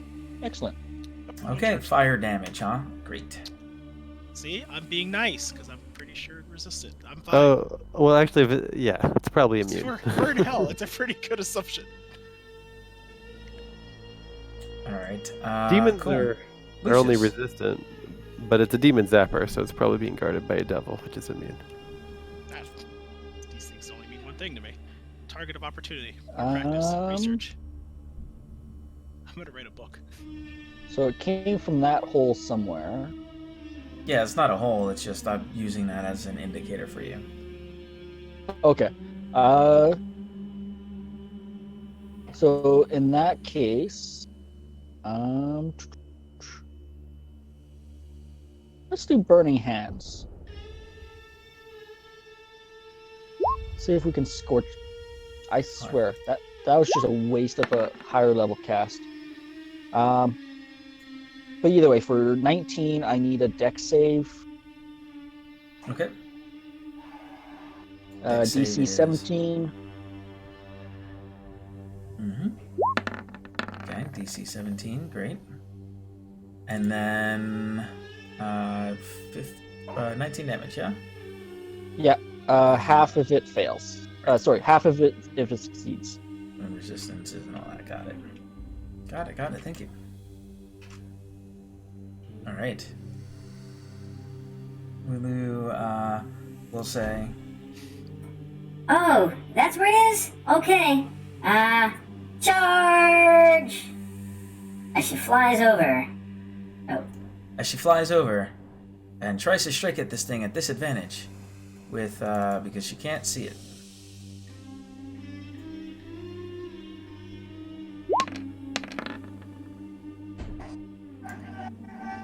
And she fails. Alright, Kazukin. Alright, so it's still invisible, huh?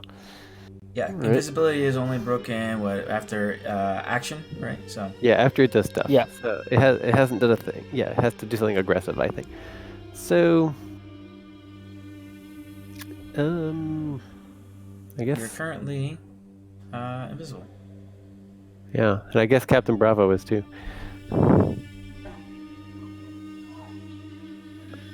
So oh yeah, that'll be fun. All right, I'm gonna gallop over there, and I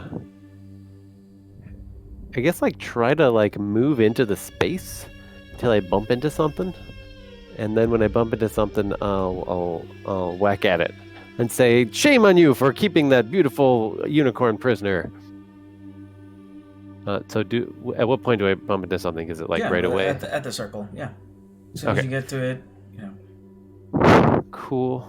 So the first attack, I guess, is straight because I'm invisible and it's invisible. Yeah. So,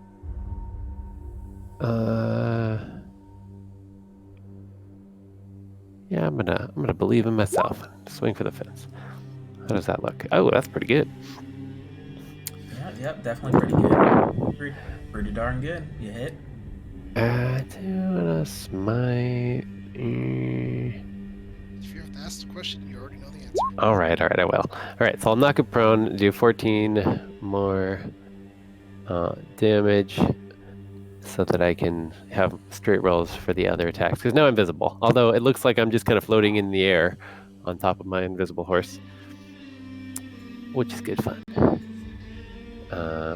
And something I'll swing. Wow, really well. So, 18, 31. Yes. And that'll be it. 34, 55. Yeah, 55 total.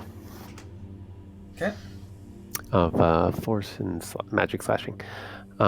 Yeah, I tell it to surrender and release your prisoner. And I'll have Captain Bravo dodge. I guess it's fairly unnecessary. End of turn. All right, Orst. I think it's 50 up. The unicorn, yes. And that's what we're trying to break through, correct? No.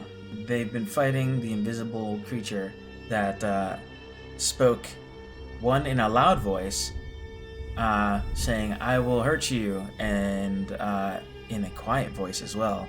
"Hey, let's hang out and be cool." Oh. We don't negotiate with terrorists, even chill terrorists. I didn't put together quite what was going on until you summarized it like that. If you started the other way around, Yeah, it might have been different. Can attack.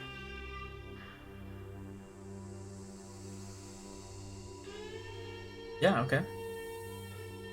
You attack the invisible guy. You're currently invisible. Straight roll.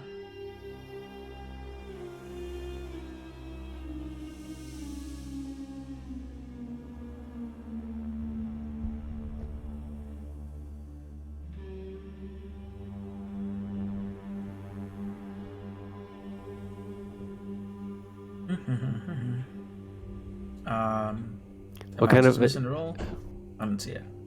So it's prone now, unfortunately. So you'll. If you're right next to it, then yeah, you'd have advantage, I guess.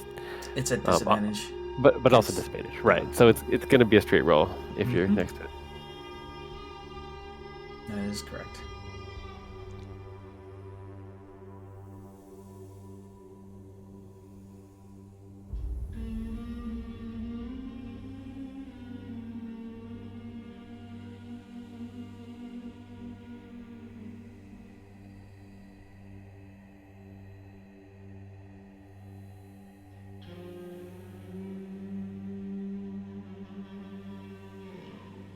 Interesting enough to you, all of you understood what it said. I'm not surprised. Hmm. I understand a great deal. Did I miss the attack here? Because I don't see it. Which attack? For Orst? He said be cool, so I did attack it. I moved closer, but... Okay, well, I mean, what are you doing then? Because right now, 3 out of 4 of you have attacked this guy. You could make friends. I'm willing to make friends. Tell us why we shouldn't attack you. More. Attack you more. Alright. Cool.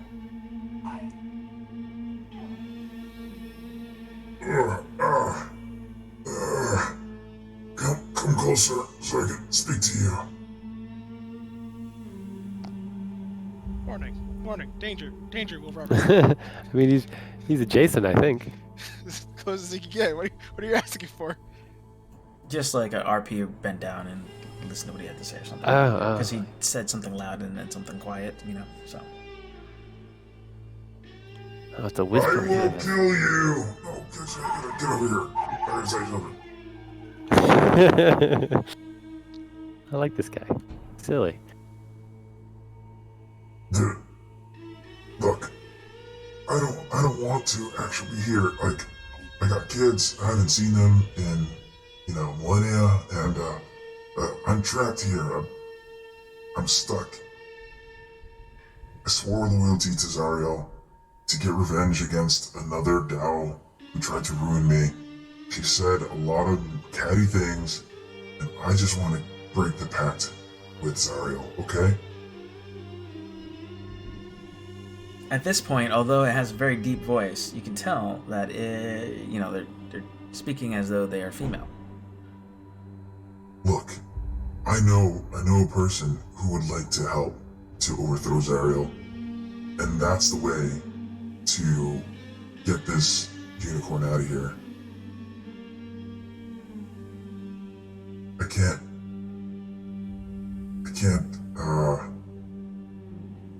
help you if I'm dead.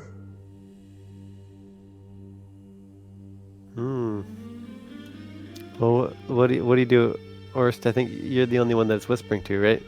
If you help me break my pact with Zariel, then I won't have to stay here any longer and I can leave. Exactly was the deal that you made. Is that it's just protecting. There was another Dao. You might call her a Dijin or a genie, an earth elemental type, and well, she was really like a catty wench, and I didn't like her, and I needed to get revenge against her. So Zariel said that she would help me, but now I'm stuck here, and I'm trying to get out of it.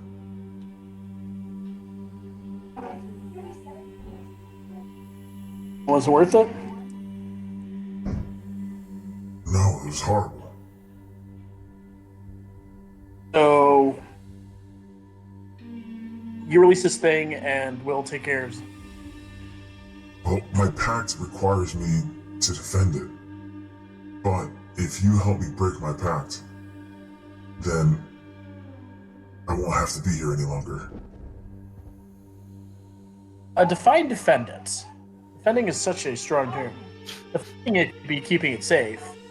Oh, Obviously. she has kids. Let's help her out. How do we break the pact? You have to go and see Belle. And she said, And she says that part like really quiet. Belle used to run Avernus, but Zariel took over. if you help Bella out, then he'll help me.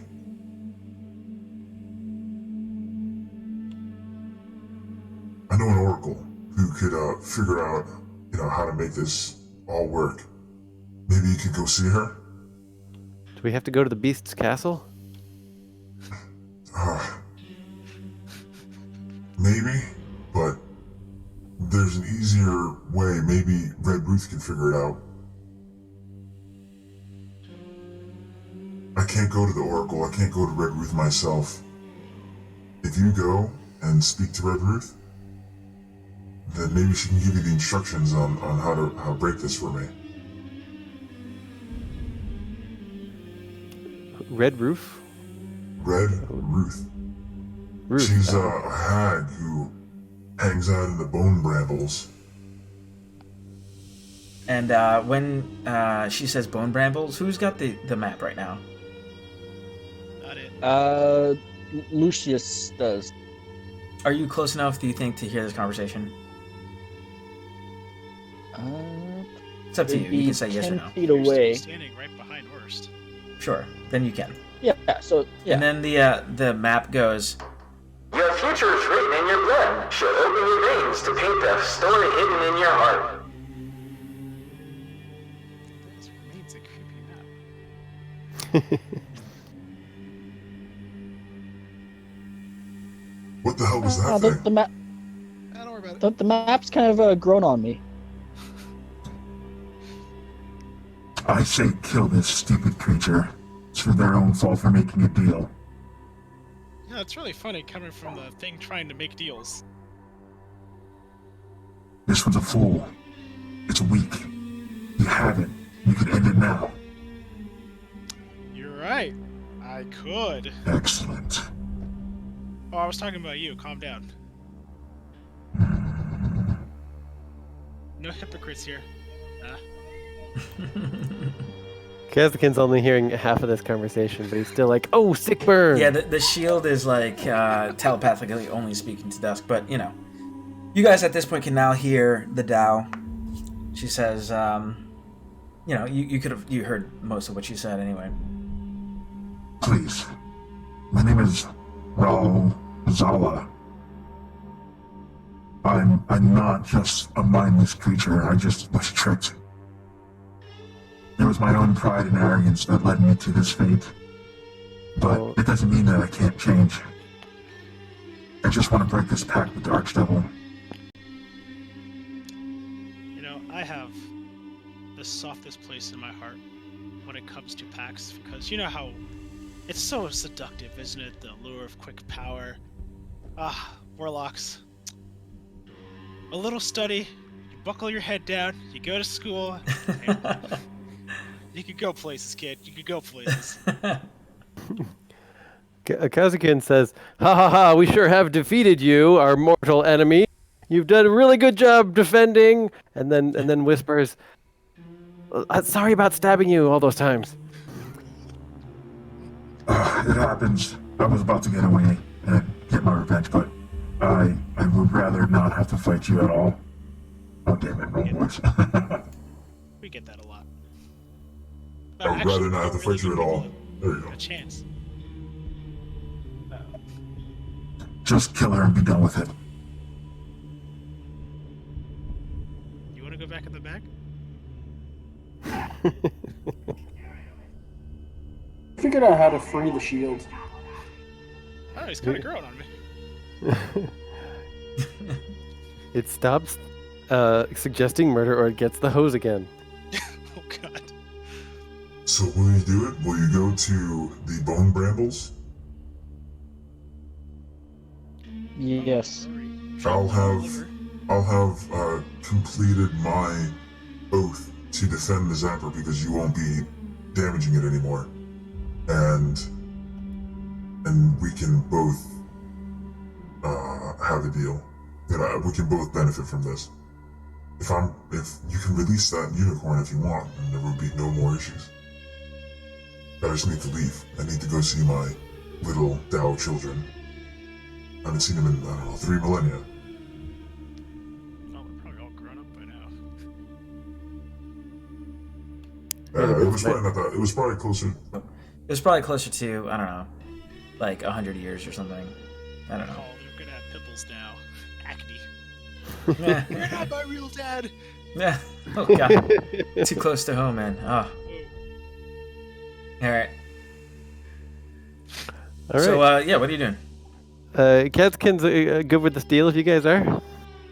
So, more quests, excellent. Anything that subverts the grand will of the dice players of warlocks. Oh, that's all. It's always a great deal. Sure, let's We go don't have for any it. warlocks on this team, right? No, we totally do. We got all kinds of warlocks. Warlocks out the wazoo. Yes. We're trouble. We're trouble. Yeah. Oh, rip. This trouble. All right. All right. So she'll direct you towards the brambles, and at this point, it'll be her turn if Orsh doesn't kill her. No. There's gonna be no tech. One of these little things here.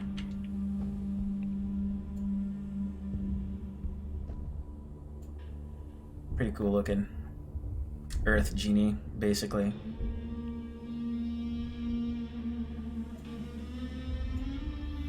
Alright. And, she scares you off with her awesomeness. And she'll say, That's right, and don't come back. I was totally scared, everybody. And at this point, I think we're going to go ahead and take a short break as you begin to make your way back to the bone brambles. But in order to do so, I'm going to need a dice roll from everybody at D20. Whoever rolls the highest, you have the honor of trying to get to the bone brambles. And then we're gonna have to decide how many hours of things you use up, and then we'll take our break. Ooh, Lucius! All right, roll 2d10 because you've been given directions from Ralzala.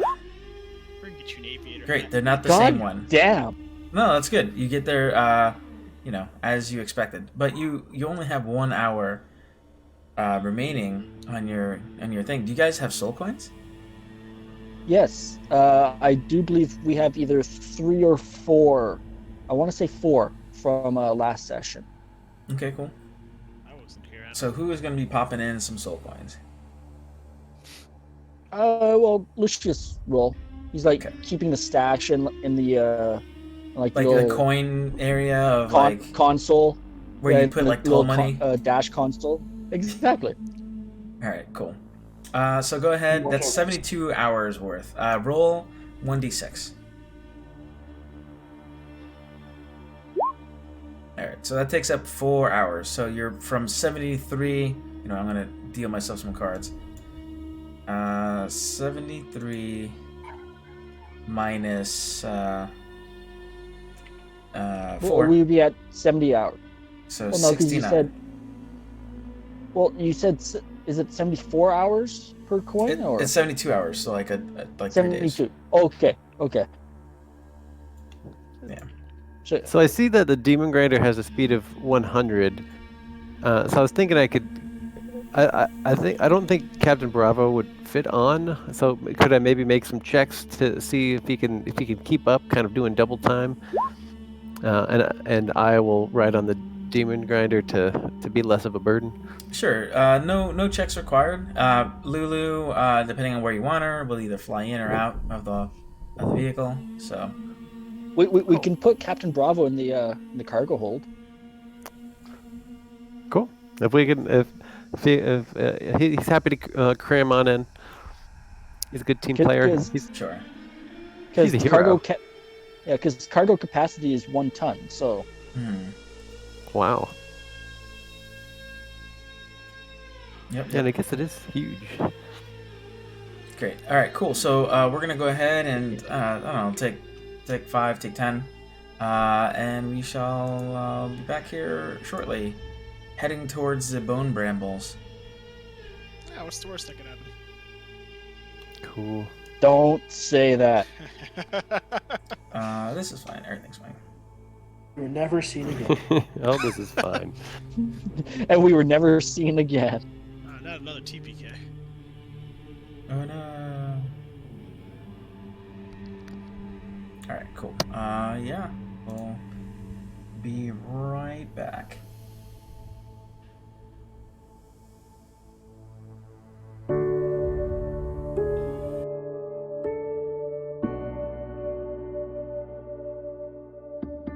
Whenever a family has a child with an illness, you never know where that journey is going to take you. And we always prayed for a miracle.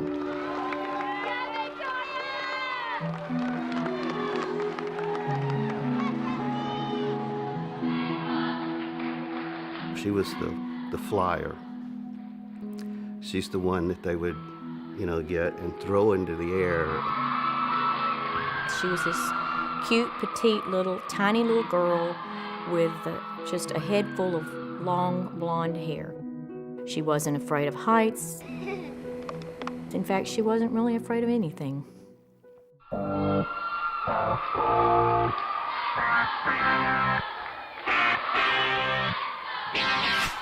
got a story just like anyone else. A wise man said, this too shall pass. Oh yeah. I can walk on. I'm gonna go all the way this time. I'm flying, never coming down. Gonna reach the stars. I'm going high. We had noticed she had just gotten weak. I said, what's the matter with you? I said, you're a tumbler. You can tumble and do backflips, without knowing. And it progressed from that to she fainted a couple of times.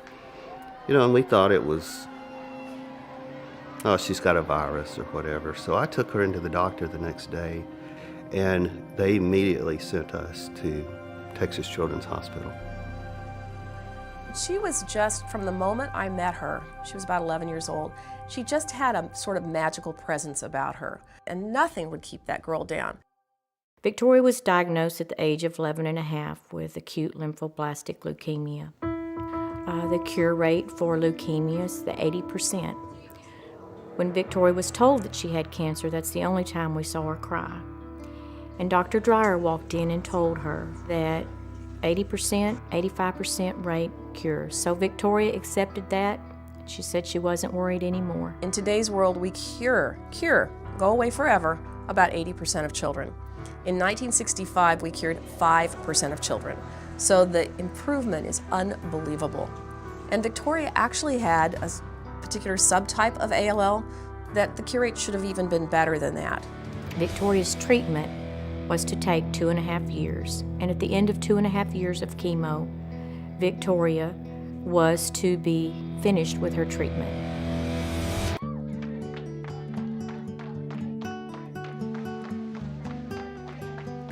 So during that time, she had some good days, she had some bad days.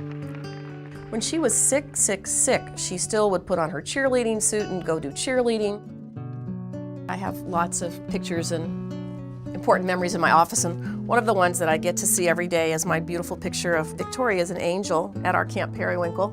I'm the camp doctor. I've been the camp doctor for 20 plus years, and I took a little girl who was suffering from cystic fibrosis and cancer, and she was in Tori's cabin. But Victoria would come around 11:30 in the morning, 12, get this little girl all ready for the day's activities for the afternoon. And she got this little girl ready to go to the dance. I will never forget that little girl at that dance. What a wonderful support Tori was, because without Tori, this little girl would never have had the camp experience that she did. She feels great. How does my heart sound? It's a little off. So let us see. Let me see. Are we all back? Probably not. There you go. And that will help.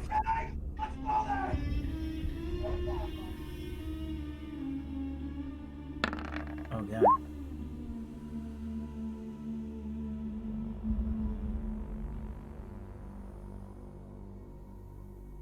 So that was fun.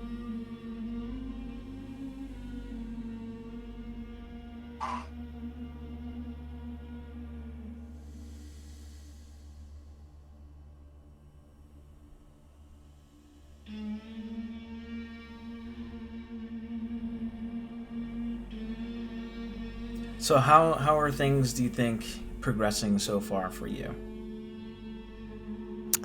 Good. I'm really excited that my character's backstory fits into the story so well. I was a little nervous that my character's a little bit more of a squeaky clean sort compared We to the need rest of the that, group, man, so that's good. but we seem to be getting along okay. So Yeah. Nobody here is like overtly like hostile to party members. You know, they work together pretty well. I mean, they have natural inclinations for whatever they are. Have a natural inclination to do with their team players. I want to say so. But we get along. Cool. Give it time. You won't be squeaky clean for much longer. Or maybe you're gonna turn into a goody two shoes. You don't know. Maybe Kazukin's gonna teach you the way. No. We'll see. We'll see. I mean, now I you already got know Dusk. the way. You got Dusk, and now you got Kazukin. So I don't know. Yeah, and I'm already corrupting Dusk, so Where there's a will, there's a way. I'm sure. You know, I'm sure it'll all shake out just fine. like Dusk is already talking to the evil demon shield, so it's a step in the right direction. Oh yeah, I forgot about that. I wanted to say something. Should have killed that stupid creature for its insolence.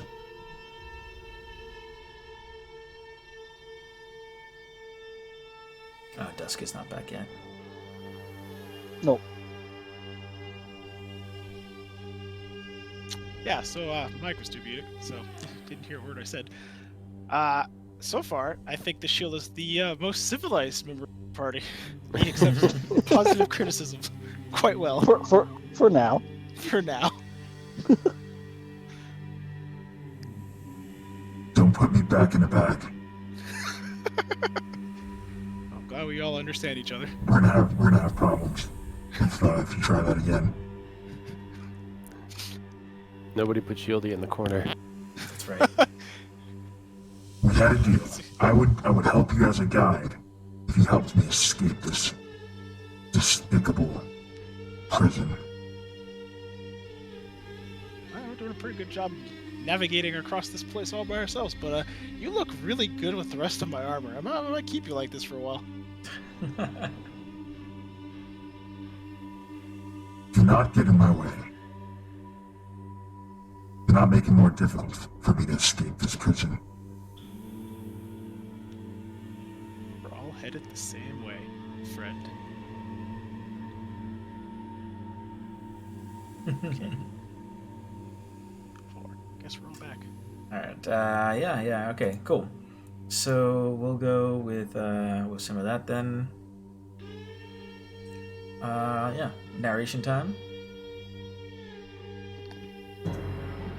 A maze of warped trees and bone-like vines stretch before you.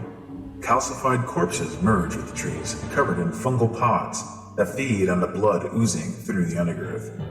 Here and there, narrow paths wend deeper into the woods.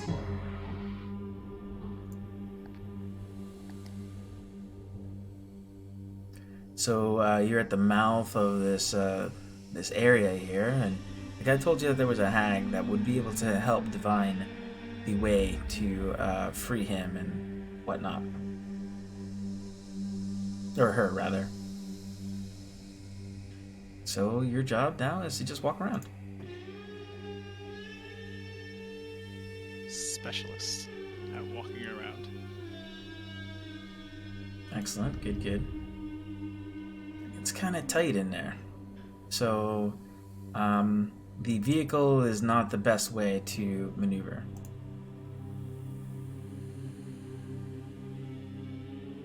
In this entrance, you can see that impassable brambles choke the woodland outside these trails, and even grow overhead, blotting out the sky. So he told you that she was in the heart of the woodland. So go ahead and give me a survival check. One person who is... Oh no, the whole group. Each of you.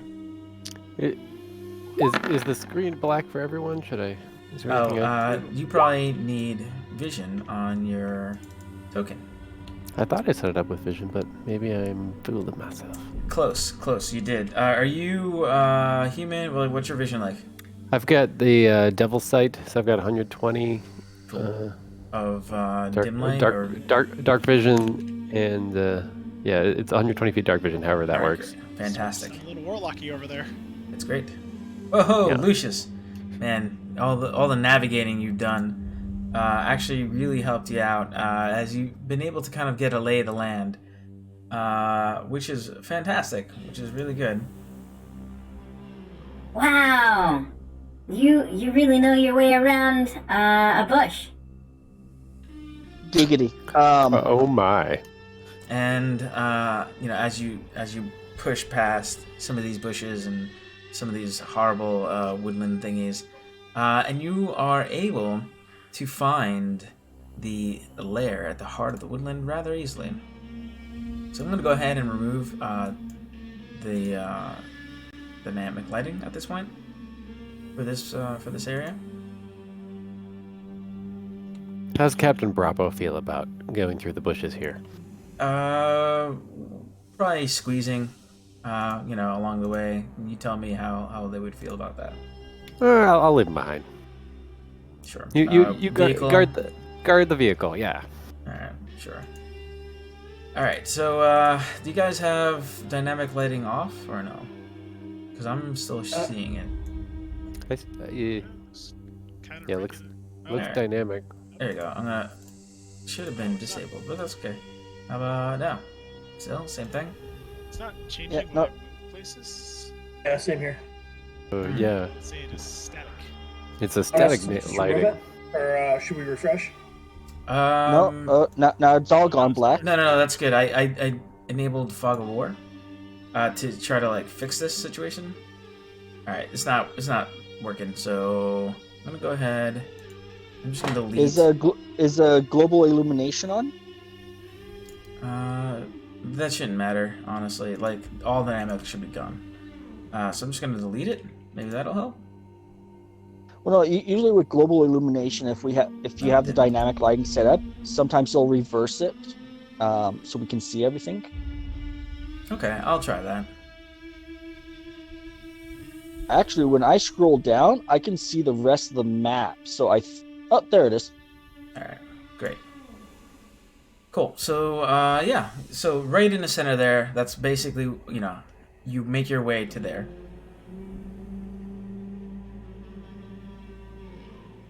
Okay. So feel free to move yourselves.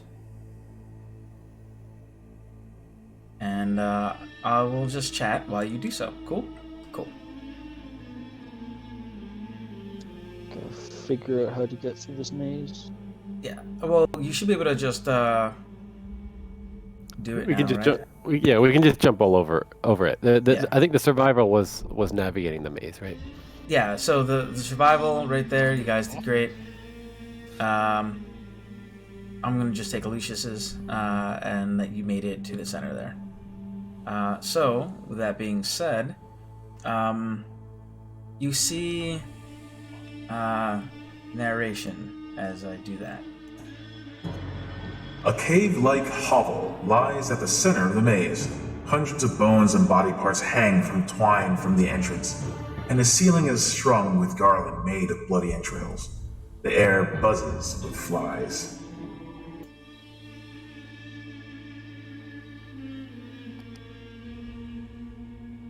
Oof.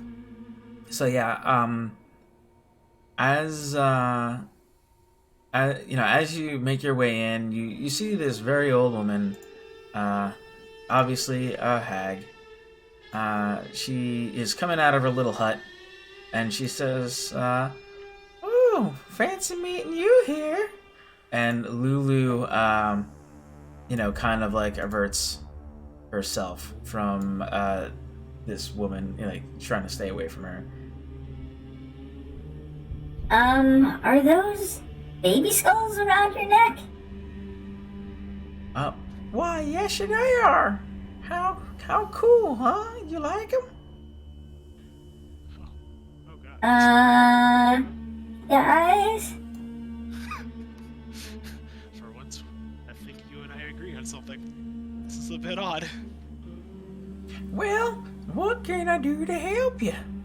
My name's Red Ruth. Are you here for a bit of... You want a potion? Are you here for fortune telling? Happy to help you. And she like chatters nursery rhymes like in a bunch of different languages as she talks. Sana sana, sakurita de rana, si no sana hoy, sana mañana. And like other random stuff. Oh. So what do you need? I got Yes, potions. what do we need? I got spells. I can commune with a deity if you want me to. We need to do a thing, and so we needed to do another thing, and in order to do that thing, it's a long story. We need to break a pact to let a Dao free, and we heard you could divine how to do that. Ooh, I can do that, I suppose. What's in it for me? Well, I've got. What are you looking for? The flies buzz around her. She says, well, I haven't had a bath in a minute. Perhaps if you help me out, arrange a place for me to get pampered a bit. How much do you need? How much do you need? I don't need any money. I just want to go to the Infernal Rapture in the Wandering Emporium. You don't just want water? I could just make you water. Oh, no. I need a special bath. It's been a few centuries at the very least since I washed.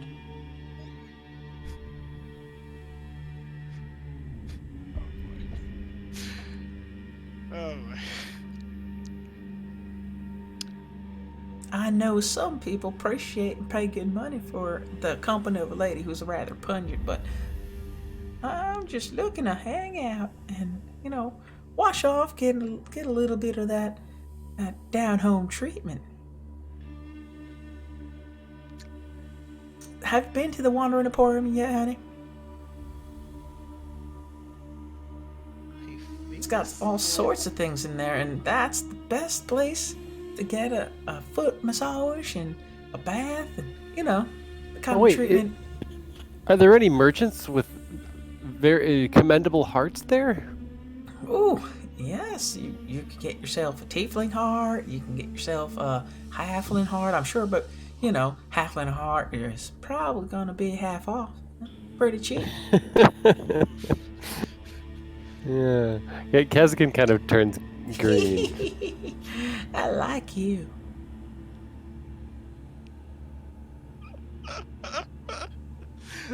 Oh no. Well, it sounds like you haven't been there yet. It's the best place if you're trying to buy something. If you want to get a decent meal, that's the only place to do so.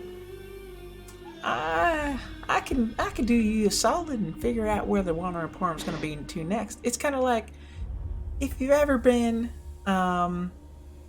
around in I've heard in Waterdeep and in Baldur's Gate, and never went to. They have these things called food trucks, and you never know what's going to be, so you have to go ahead and do a little bit of divination. And I know a way. So how's about it? I can break that pact for you. I can figure out how to break that pact. I'm gonna do it myself. Obviously, I'm an older woman. I can't. So, but I can give you the dates. So, we just need to take you to this Emporium place. Oh no! All I need you to do is arrange a meeting for me. All right. Go to the Wandering Emporium. once you get there, ask the owner of Infernal Rapture to go ahead and arrange a appointment for me. And then that way you come back, tell me when the appointment is, and obviously you're gonna have to help me out a little bit and watch the place here. I wouldn't want anybody coming off and taking off with my entrails and all my beautiful decorations. It shouldn't be but a lickety split. I'll go ahead, get my feet massaged and get my little bloodbath, and then I'll come back, and if everything's in order, then I'll get you what you need. How about it? Well, what if the owner says, "What's in it for me?" and we just keep going like that forever? I mean, is someone gonna eventually just charge us like 5 gold pieces or something? Perhaps. It's it's one of those life's mysteries.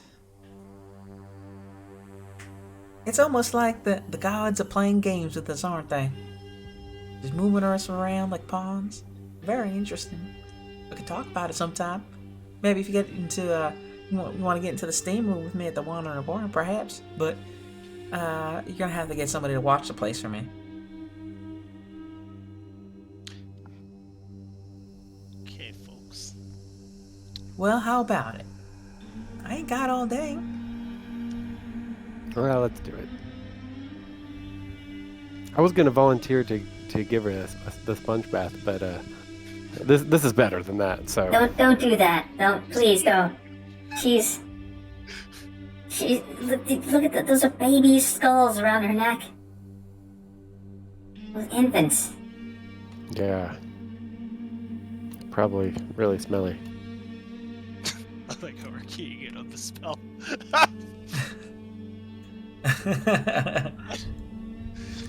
Well, now, all right. So, do we have a deal? Can you help me out here? Yeah, sure, why not? Ooh-wee. All right. Well, take a seat. It's gonna be a minute here. And she goes ahead and she takes like a dagger and she slices at her arm, and blood starts to pour down onto the ground. And she said, "Ooh, it tickles." And then she starts like poking at it. It starts to make a pattern. Blood magic. And she says, well, oh, you have a map, don't you? Let's take a look here. And she asks for you to give it to her. Puts her hand out, the one that's bleeding everywhere. Yeah, Lucius. Maybe she should see the map. All right. I pull up the map and show her. She says, "Aha! It'll be right there." And she, some of the blood from her hand marks a location on the map.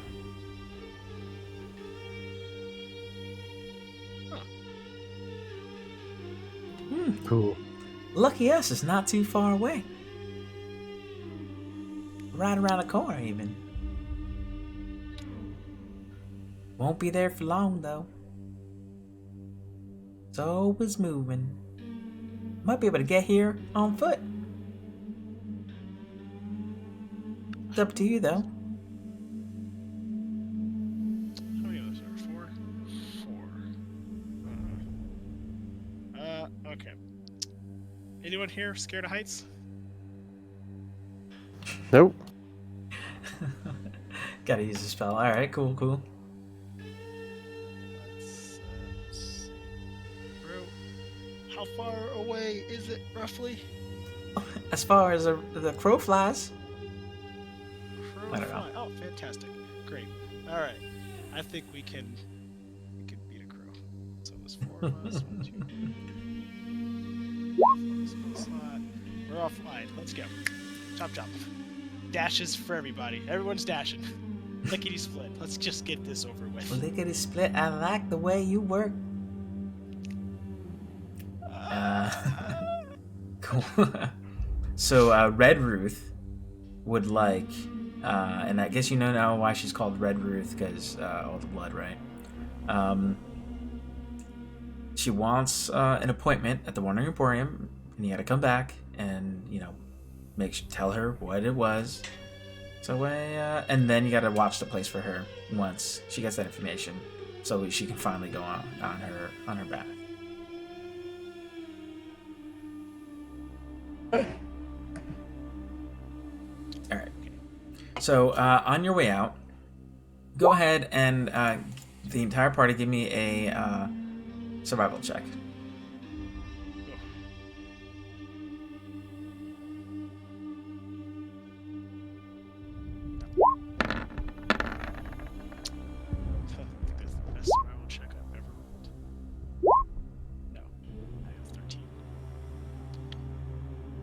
I like it. Hey. All right, good. So along your way, you find that you got a little bit lost. And you find a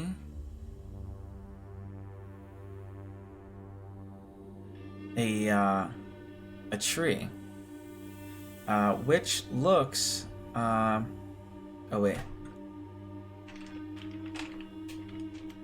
Aha, okay, cool. Disregard. You're fine. You'll make your way out, not a problem. And then once you do, you make it to the Wandering Emporium. You fly there, like she said, not too far away. And she's really happy that you were able to do so. So that's great. Now I have to just double check something, because I didn't think you'd make it this far. That's what happens when you're a dumb DM who doesn't plan ahead. And I go ahead and... Yeah, who knows? So when the map, as you're making your way over, and it says, Mahadi's Wandering Emporium has a knack for showing up when you least expect it. Cool. So gotta pull something up here. Nope, don't edit that.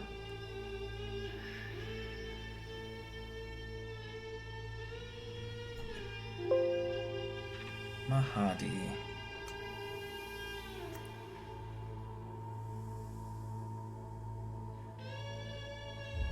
Ooh, yes. Mahadi's is nice. Alright, so I gotta go ahead and describe that to you. And as you make your way over, you see I used to have a good description of this, but I got too many things to figure that out.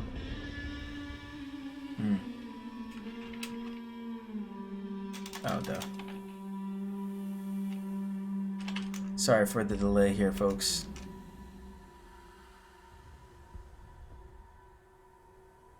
I'm just trying to figure out how to best describe this to you.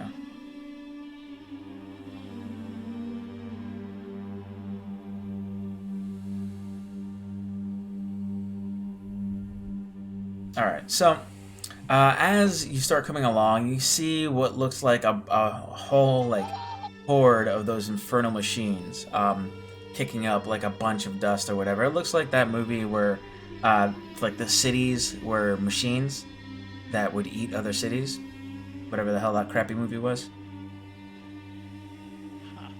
Does that ring a bell at all? Nope. The most movie illiterate person who's ever played a wizard. Yeah. Okay, so we'll do it like this then. I got the description. A collection of brightly colored tents stands clustered together, creating an oasis of comfort amid the dread landscape of Avernus. Huge infernal war machines form a horseshoe about the tents, with curtains made of small, regular iron plates and lamps dangling from chains strung between them. Soft, littling music and wondrous smells drift across the hot winds, inviting a closer look. Lilting, maybe? Lilting, sure. Cool. But yeah, you see, like, this thing is traveling on the backs of 9 huge infernal war machines, similar to the one that you have now. But as you take a look, you see that there's like flamethrowers and some kind of like fire extinguisher hose instead of wrecking balls and chompers.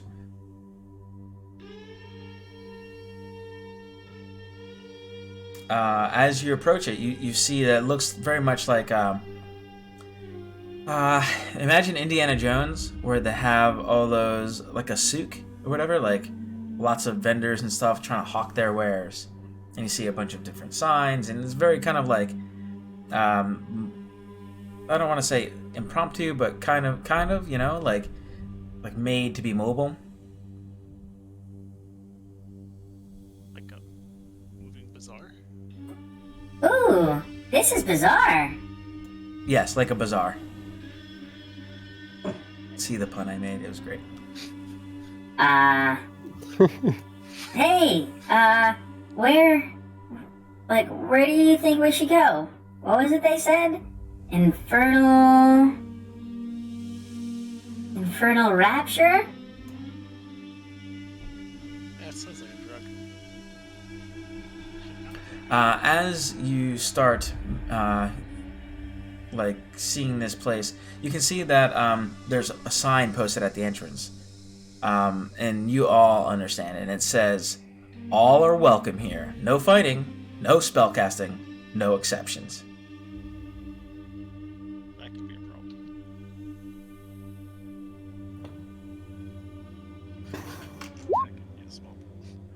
All right. And as you make your way in, you see a man who kind of looks like this handout that I'm about to give you.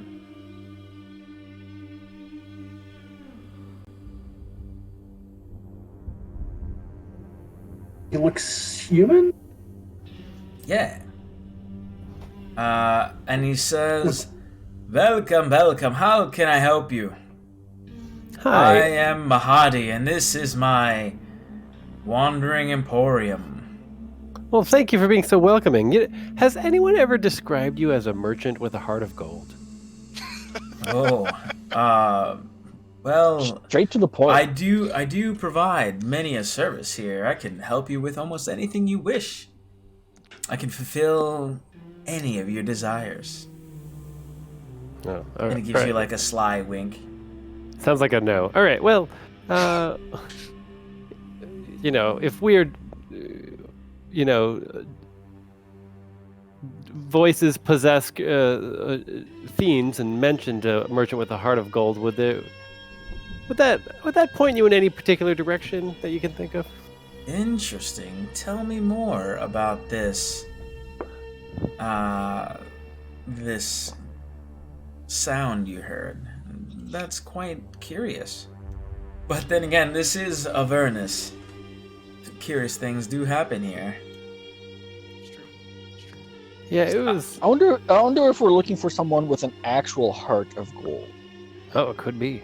Or it could be that we just misheard him. Maybe he actually said Tablave. I don't know. Are you saying you would like some gold? I can find gold for you if you'd like. There are many different areas here for you to Actually, maybe perhaps make a deal even. Actually, soul coins would be nice. Oh, soul coins is is how you will pay for the services here. Quite frankly. Here's the catch. Yep. No, we need soul coins.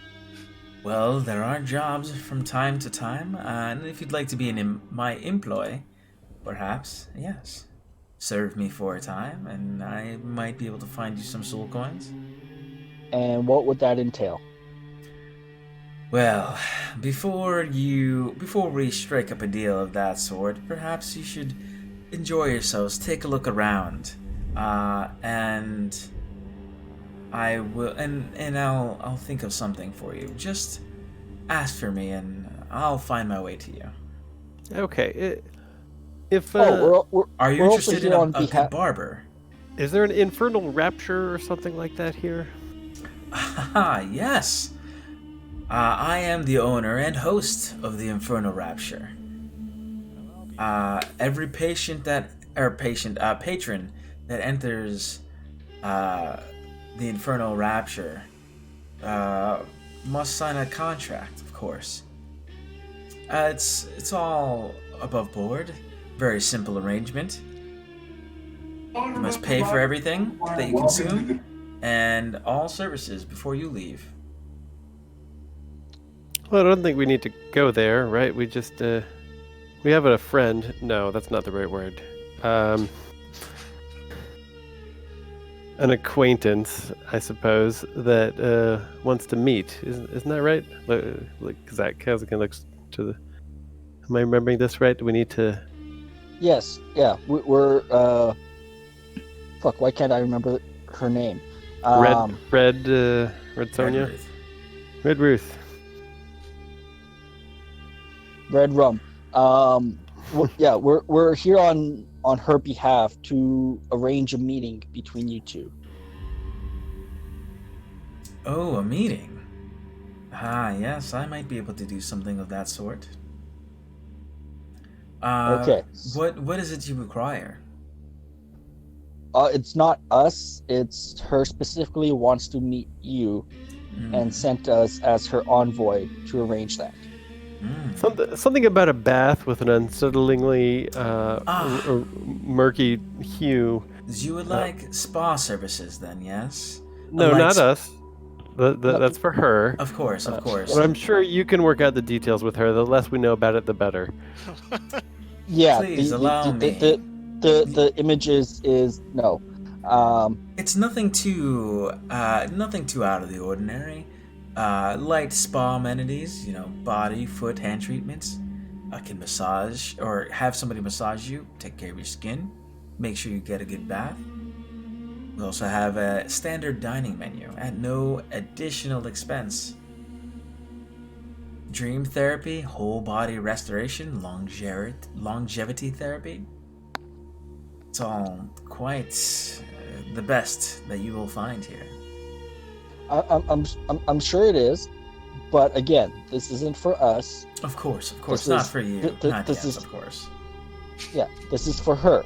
So Yes. all we need to know is, would you like to arrange a meeting with her, and the time and date? Well, I suppose, but I do insist. Take a look around. And after you've seen what I have to offer, then I can suggest a time and place. Goddamn merchants. Okay, yeah, we shall do that. Ah, wonderful. And he has like a beaming, happy smile.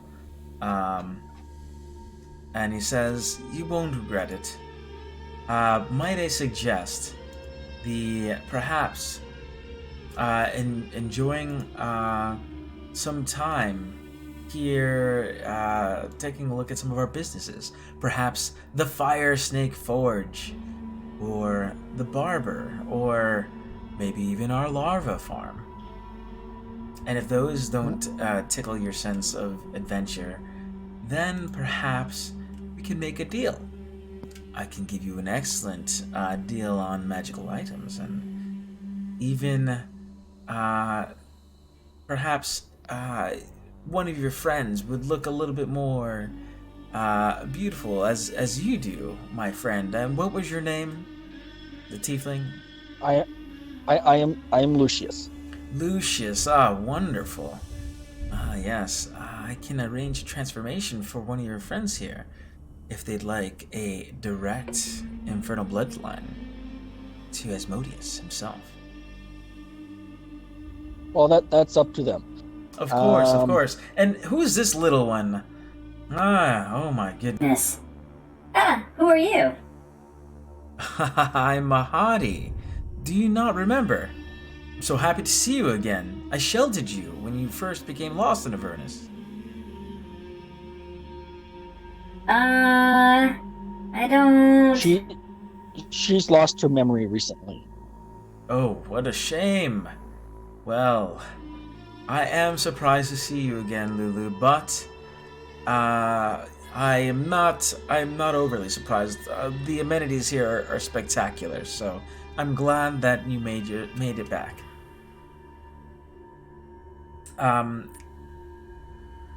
Well, I really like friends, so you'll be my friend? Of course. Please, enjoy your stay. Perhaps we'll be able to make a deal.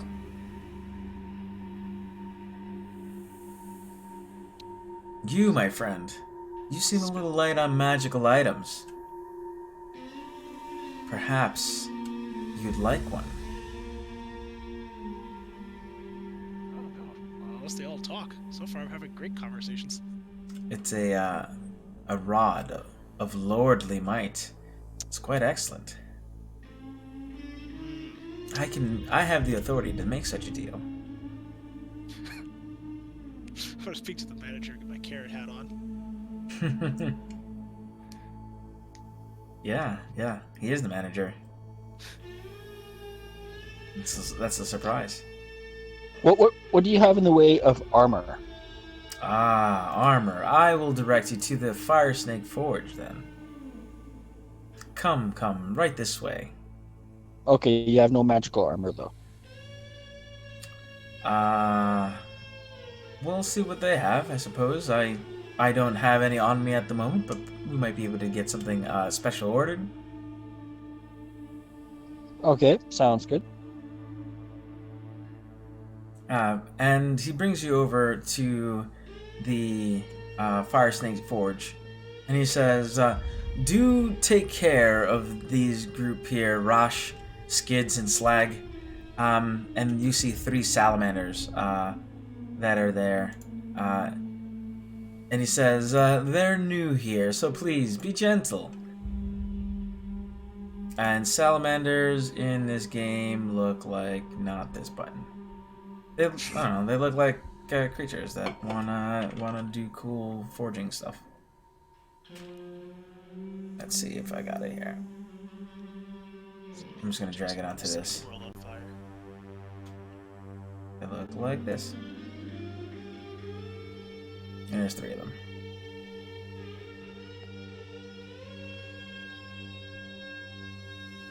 And when they speak, it's almost like a hiss, like fire, and like meeting the cool air or whatever. It just comes out in a hiss. And they'll say something like, "Yes, how can we help you? How can we assist you?" And you see a bunch of magmins there, and 8 suits of animated armor helping the salamanders do their work.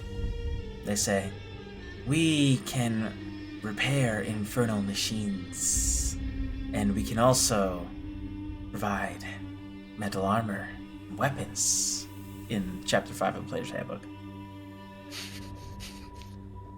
For Right. sale at that price, but with $150 or 150 gold % markup. God damn. Okay. Well, how much to fix our machine? Yes. 50 gold per hit point. Bloody hell. Okay, let me just get up my calculator here. So you're at 149 of 200. Yeah, so it requires 51 hit points. Yep. 2,550 gold. You know, we could invest that better in the franchise. Get the Avernus branch running. I mean, this looks like the place to be. If you're gonna be a merchant, like the Wandering Emporium, pretty dope so far.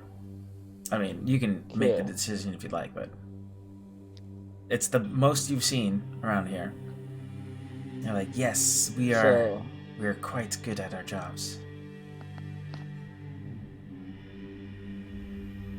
Okay. Let's see here. Mahadi is a great man. He helped to secret us away from Bell's Forge. One day we will pay off our debt, and we will be able to travel as we wish. Well, let's hope that happens.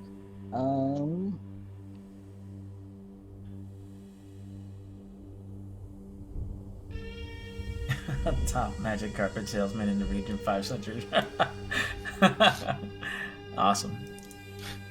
Okay, so yes, I will spend that money to fix the demon grinder. Okay. Cool. And I'm just taking a Oh, look. wait, it's damaged and far away. But, you know, you can drive it back. It's fine. We'll just say you send one person to fly and come back, and that it actually shows up. But now you're, how long does this fly last? Because it might be an hour's worth of driving. 10 minutes. 10 minutes? It lasts 10 minutes? Yep. Okay, so then we won't even say an hour. So you have enough time to make it back. Oh no, you added a bunch of time. Never mind. You're at 69, so that's fine. Yeah.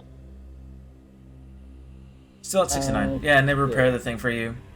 They say, it will take a little bit of time, but perhaps like the franchise in a deeper layer of the Nine Hells named Ball Removing Mart. You can walk around for a little while and return, and it'll be ready. Yeah, sure. Why not? While we figure out how we convince this guy to set this deal up without. Wait, are we? We are going to meet with Ball at some point, coincidentally. Bell. Oh, Bell. Oh, okay. Never mind. Yeah, no. So they did say Bell's Forge. Oh, So okay. the name does, it's the same person. And so I mean, if you want to bring that up, that's fine. Do you know anyone named Bell? Yes, from Bell's Forge. That's where we escaped from. Oh, Yes. you escaped, and Yes. Mahadi helped you and stuff. Okay. Yes. So if someone wanted to unescape there, would they find Bell? Yes, that's where he dwells in his iron keep. Oh, is it on our map? Do we have a Bell's Forge on the map? You take a look at your map, and as you go ahead and do that, it the map speaks up. An ousted Archduke sulking in a volcano, eager to reclaim his stolen throne. This map.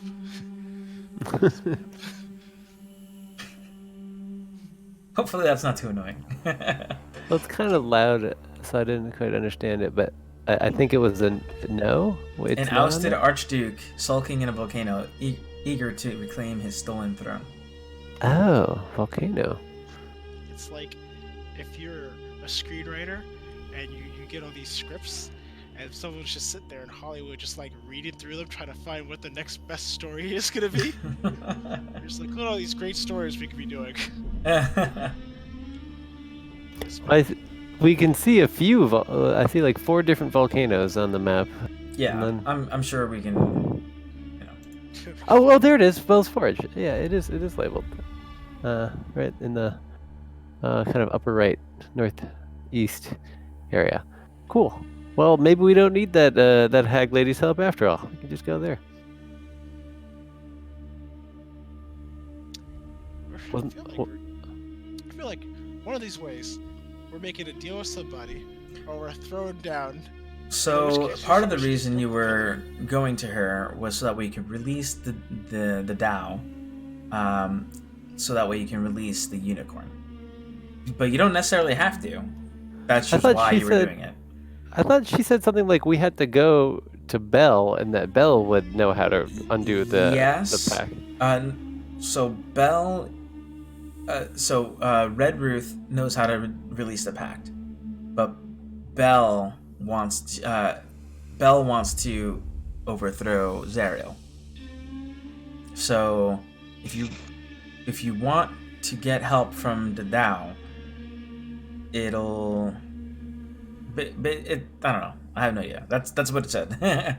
If you help the Tao, it'll be able to be free, and you will be able to release the unicorn. The Tao does not like Zariel because the Tao is currently made a pact with Zariel, and it wants to get Belle to be mean to Zariel because Zariel imprisoned it. Oh, okay. So that's an additional side quest. Yeah, there's like 4 side quests here. Got it. Thank you. So you have a unicorn you can free, a Tao you can free, Zariel who imprisoned both the unicorn and the Tao, and Belle who wants to overthrow Zariel. But the way to release both the unicorn and the Tao, well, one way to release the Tao is with Red Ruth's help. Another way was doing whatever you were doing already. As you're discussing this whole plan, the shield speaks to Dusk and says, "We should have just killed that stupid Tao. Should have just ended it and rendered its life from its bones and its body and its flesh and just bathed in it. The glory of the battle would have been wonderful." Now, earlier you said that it was weak. Now you're saying it would have been a glorious battle. I think you, It is weak, and it would have been a glorious battle because I would have been bathed in blood. Oh, I mean, I could find you a pool of blood and just toss you in. Is that all you want? I would want to be released from this shield. Okay, you get one. But I gain my pleasures where I can. Oh, you're right, yeah. No, it's good. It's good outlook. Very optimistic outlook on life. I like it. and this is how he deals with Ken 9 times out of 10. Like, just pretty much. murder. Like, well, we can just calm it down a little bit. Just not. It's fine. All right, so is everything clear so far? Yeah. Okay. So what would you like to do while these things are working on your vehicle? You can ask them questions. You can just walk around and just take a look at what's going on here. Remember, you came here with a purpose. 2 purposes, really. You mentioned something about a merchant with gold heart, and you also mentioned something. You also have Red Ruth's thing. It's a 2-fer. Let's knock out these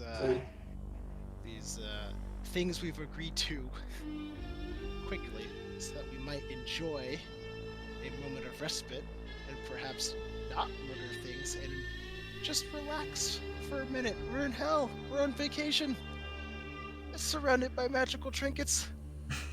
I don't think that's accurate in any way. That's just the negative outlook, Batman. Mm-hmm.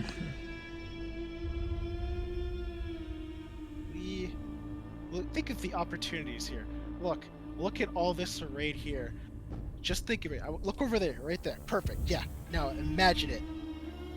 Lucky Liar, Avernus. Fiery script. Booming business. Come on, you see it? You see it? The opportunities are right here. If you need to send a message, you can do so at the shop called From Here to Avernus.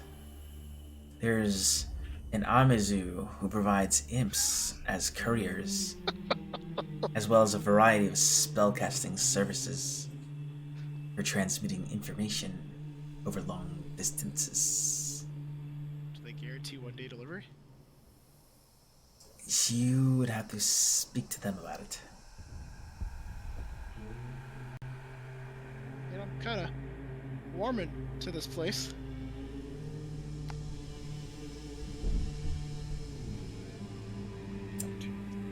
So many opportunities. So there's that. I mean, there's other places as well. There's a place called Anchors Away. And there's Zeneth's Lava Farm. And you see like a little sign that says pointing this way and that way. And there's Infernal Rapture. And Bernie the Barber. Bernie the Barber. Mm-hmm.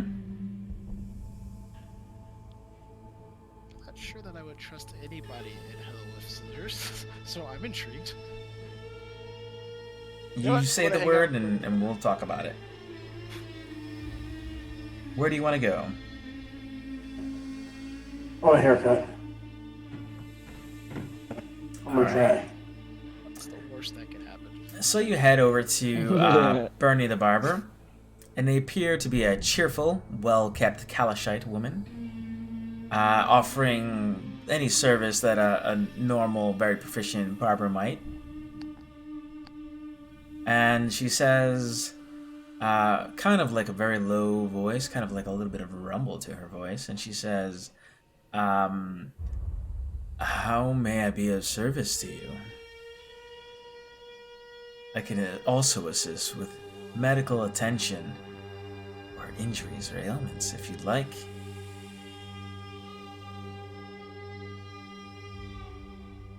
I mean, I don't have hair. Oh, hi there. We're still doing this. All in. All right, all in. So tell me what kind of barber service you're interested in. Or healing, obviously.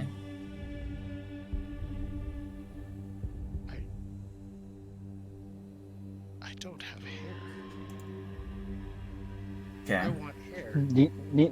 Neither does Lucius. I want hair. I came to this barber because I want hair. I want to You give want it a try. hair? Oh, hair growth. Okay. I'm sure there's some kind of ointment or something for that. Sure. But why not, right? Why not? So let's see. Let me see Dusk here. Let's take a look at Dusk. Cool. When you go and ask them to help you with hair,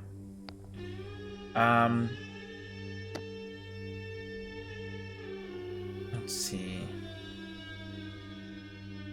She starts to tell a story of a unicorn. Like as she's like looking through her bottles and stuff, she starts to tell the story of a unicorn named Moonlight or something, Moon Color, and says that it was like ridden by a beautiful woman youth, and they would visit every day, and she would feed it and whatever.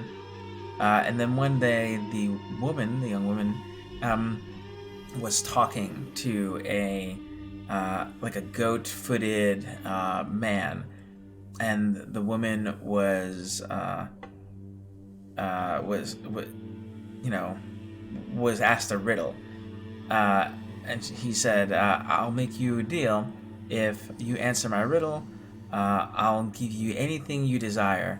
But if you fail, then I'll get to take possession of the most beautiful thing you have."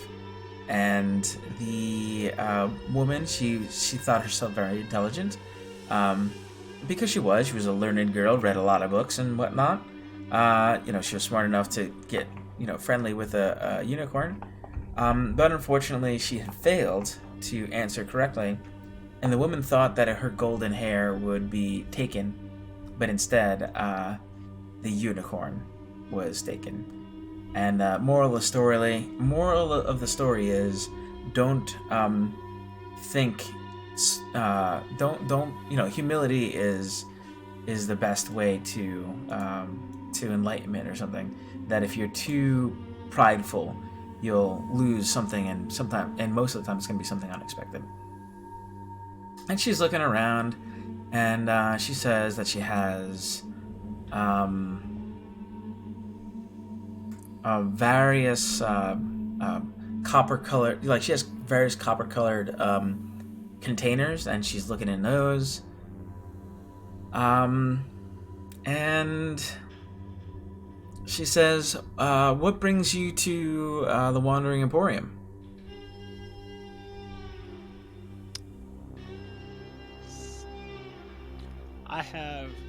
I'm writing a book. It's going to be a bestseller. It's about the adventures of a semi-murderous crew of adventurers. Oh my god. And their moral compass. Just needs more material, more study, more adventure. So far, oh yeah, lots of action.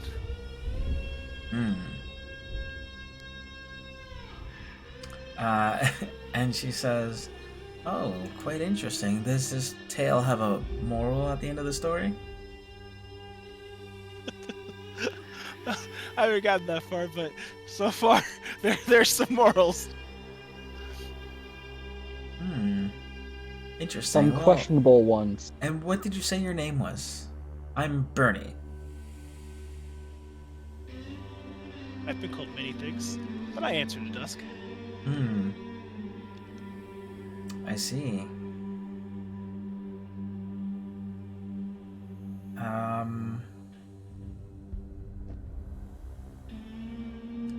She asks you for 1 gold piece. For the hair growing serum. Yeah, sure. Like a gold coin. Yeah, she says she found it, and she goes ahead and takes the 1 gold, and she says, why thank you very much. I hope you have a good time while you're here. I feel like I've heard this before, right before a fight breaks out. We're at the Emporium. There's no fighting allowed. Oh, you're right. Yeah, we're safe here. We're good. All right. I've never felt so relaxed. Yeah.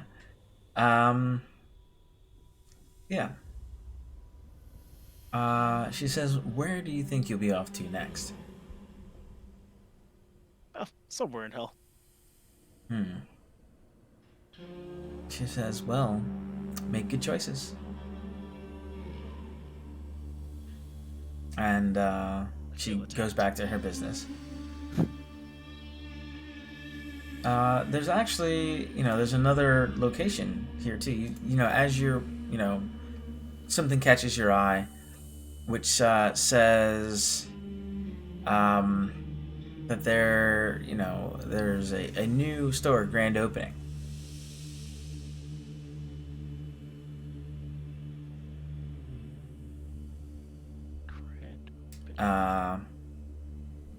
Which store is this? And it says the Dragon's Tooth pawn shop.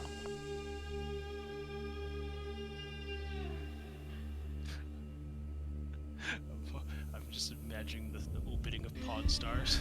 The best I can do is $20. And there seems to be there's a human merchant just like setting up shop. Well, let's go check out the pawn shop. Yeah, you see like a human woman. She's hanging out there, and she sees you, and she says, "Is that? I've heard you're in the market for uncommon finery." And she starts looking like through her pots and whatever. And she says, "Yes. I have here. Mahadi said something about a heart of gold. I happen to have one right here." And it is it looks like a human heart made of solid gold.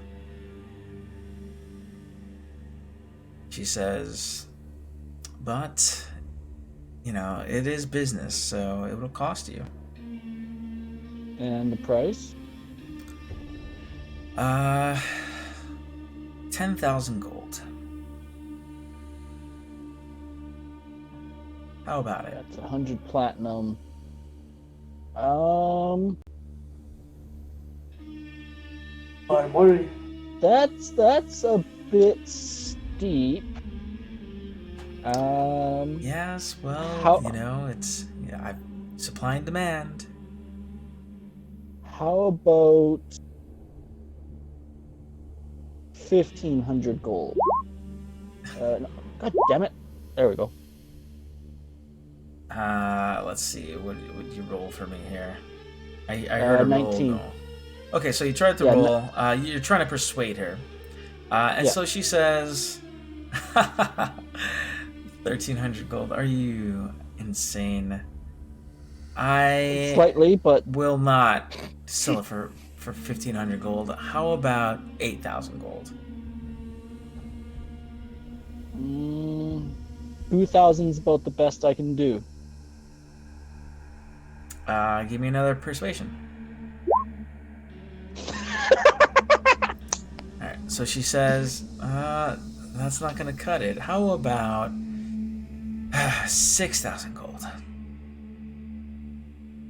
Sorry, when I said 2,000, I meant only 2,000. I can throw in a soul coin on top of it. Ooh, a soul coin. That might be worth more than the surface. Alright, so let's see. I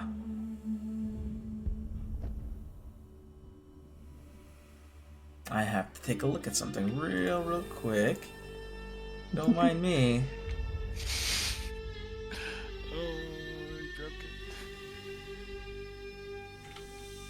Let's see. I don't know if you see this, but that's fine. Cool. Here we go. We need that is. I'm not looking up the requirements of a thing at all. It is fine. Ooh. All right. What is the thing for? Aha. Okay. Who would you say might be the most foolish person here? Let's find out. Lucius? He is very foolish, but he is not the most foolish. Let's see. Okay, we're gonna check this here. I would say Kazukin, because he's the newcomer and decided to join us. Yeah, well, that was a foolish mistake. All right, cool. Cool. Yeah, I'm looking at it, and I might actually be right, honestly. So, I mean, he is a teenager, right? Just got into Avernus for no reason. Why would he do that? Lulu's pretty foolish too. Let's see how foolish Lulu is. Lulu's there. Not as foolish as one would expect. All right, cool. So yes, go ahead and what is a passive perception? You guys got Lucius. Okay, cool. Lucius, you notice that Kazukin, can you please give me a wisdom save? And Lucius, you notice that they cast a spell. What do I feel like I'm resisting? Maybe I don't want to resist. I don't know. Let's find out. Let's roll it. Okay. I mean, because it's a subtle thing. Okay. Oh great. wow. What's the spell that I'm thinking of? The one that can tell your thoughts and stuff. I think with that one, you might have the choice of allowing it. But... Lucius, you can use your reaction to identify what this spell is using Arcana, because you're the only one who notices the spell being cast. Yeah, okay, my Arcana sucks. Okay, cool. That's fine. Getting my hair did. I'm gonna send you a message, Kazukin. Congratulations, you've been dominated. Shush your face. So Lucius, they say 6,000. You can give me a persuasion to lower the price again.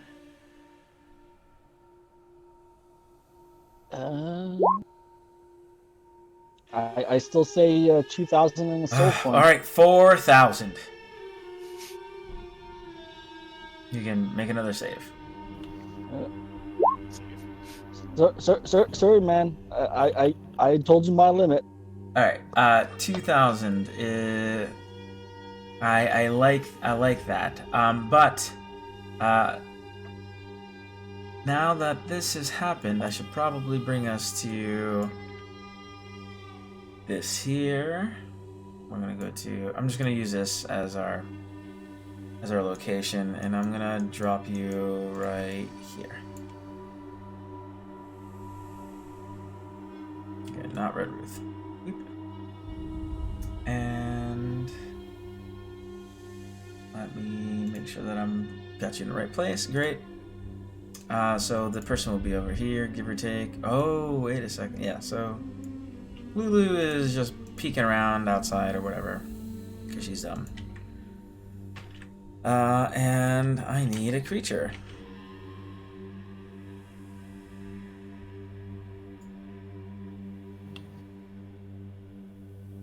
Great. Cool. So I'm going to go ahead and roll this, removing all turns. So you have been dominated. I was just kidding. Kazakin. Neat. But the good news is, as soon as you've been dominated, this creature attacks mercilessly using confusion and other spells to do other things. Wait, isn't spellcasting not allowed? That is correct. Yes, you remember. Good job. All right. Let's roll initiative. I'm assuming I don't see any of this because I'm getting my hair did. Wait. Oh no. So Well, I don't know. It's up to you if you want to be with them or not. Happening in the here. Sorry, Yeah, guys, this is in the Wandering Emporium. Yes, that's correct. Dusk, I can just see you running out of the barber shop. Your hair all up in curlers. The barber robe on. You go, what's going on? I've never had hair before. What do I do? It's like, okay, let's get this battle going. And it's like your head. So what did the sign said? Like no fighting, no magic or something? Yeah, it said all those things. To be fair, we are in hell, so I think the rules are more like guidelines. No. And then it said no exceptions. Yeah, that's what it said. That's totally what it said. We're dealing with demons and devils. Oh my God. Well, I mean, Dealing with devils. Devils maintain their conscience. yeah, I agree with you. You're right. You're right. You're totally right about this. I need you to roll your initiative. Me? Whoever I see, Orston and Dusk has. What was the exact wordings? Let me go back to that while you roll your initiative. Yeah, Dusk comes running out, and Bernie is right behind him with the scissors, going, "Wait, you're not done yet." Yeah. I actually don't know what's going on. Okay, so, Getting my hair done. let's see. It said, "All are welcome here. No fighting, no spellcasting, no exceptions." That's what it said. Was it signed? Was the sign signed?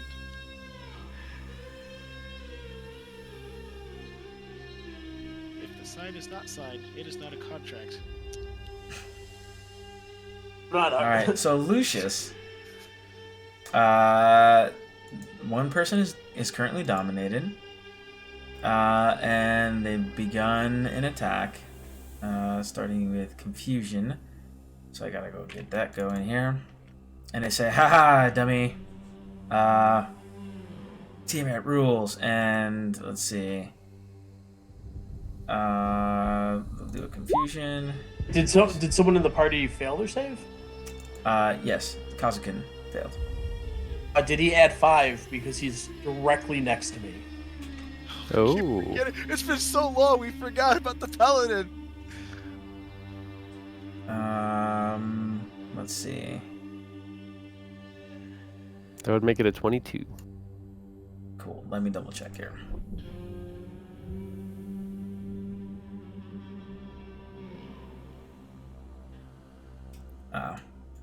Then no. He's not dominated. And negotiations continue. Well, can I pretend to be dominated? Let's read this. Hold on a second. Wait. Before you guys continue going rules crazy. Well, we know what type of person Kazukin is.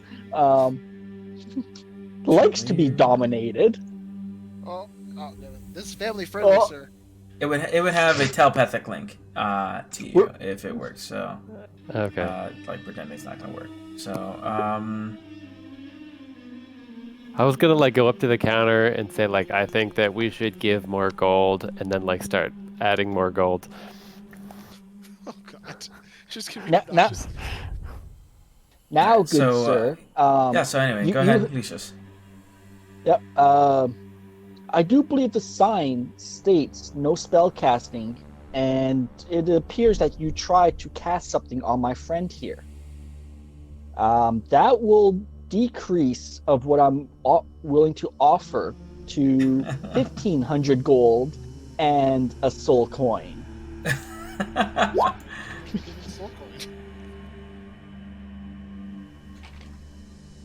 Alright, hold on a second. I gotta. This Mahadi that was. No, was Mahadi nearby? No, we were walking around the Wandering Emporium or whatever. Like, he's not hanging out with you guys while you do your, like, barbering and random crap. He's a businessman. He's got shit to do, right? So. Stay on the top. So Mahadi is not here right now.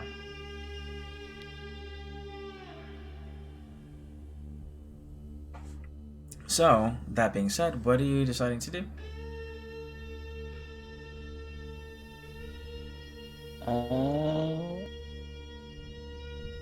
I mean, you could always walk away if you'd like to do that. It was very obvious that he just used some sort of spellcasting, correct? Only Lucius recognized the spellcasting attempt. He has a passive perception of 19, which is the requirement. But he was not able to identify what the spell was. Yeah. It was a subtle spell.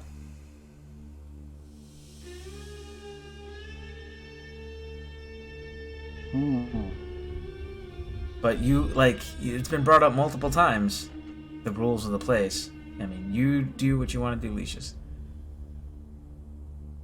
Yeah, no violence, no spell casting, no exception.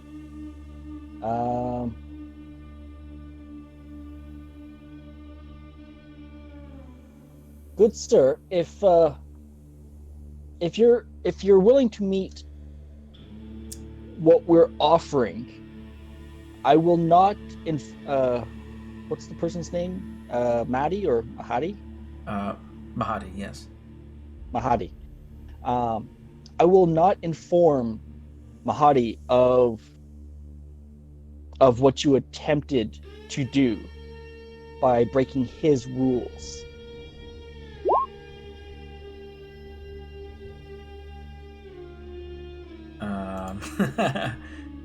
Let's see. Well, it is not excited about failing the attack.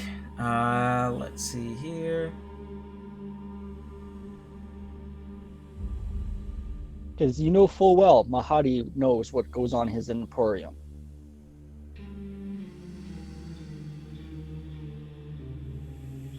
Yeah, it's not. How can I don't want to spoil it for you, but it's gonna keep attacking you. Is the bottom line? It looks like shit. I gotta kill these guys now. So, I mean, it's going to try to kill you. It looks like it's going to try to kill you. It is very easy. A passive insight of 1 would realize that it's going to try to kill you. This is like the new shop that just opened up, right? Yeah, the new shop that just opened up. Okay. I'm just gonna hold my action. I mean, you're not stuck in this room, so. Yeah, no, I'm gonna hold my action until he does something hostile towards me, and slowly back out of the shop, keeping the pretty much like keeping my eye on him.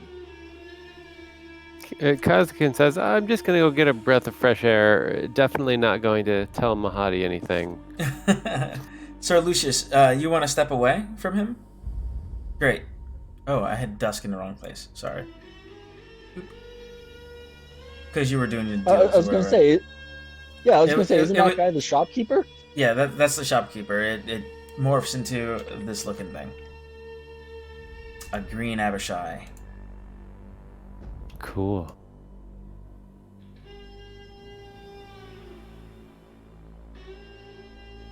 Yeah, Kazakin's like backing out, and then it's gonna run. Lucius, are you stepping away from this thing? I won't. No, I won't step away, but I will hold my. I mean, you can disengage and walk away if you wanted to.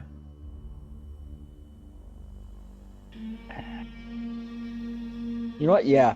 Let's disengage, and I'll just. All right, you're heading out. Back up to 15. Anything you can do, like it's a tiny little like stall shop, you know. So. No, I'm just gonna keep my eye on him as I'm backing away. Great. Yeah, you can easily do that. All right, Abishai's turn. It is going to try to cast mass suggestion on you 4. 5, I guess, because Lulu's out there. Doesn't work on Lulu at all. And I need saves from all of you. What is it? Wisdom save? Yeah, I think it's wisdom save.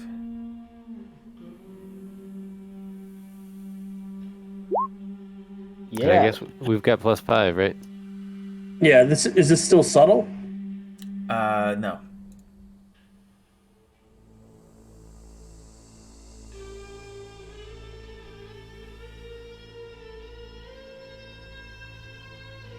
Oh, yes. Okay, sorry. Requires no material components. Mass suggestion. Yes, it is subtle. That's for the best, really. Might be tempted to counterspell, and then we'd get in trouble just like him. All right, so mass suggestion, and it'll say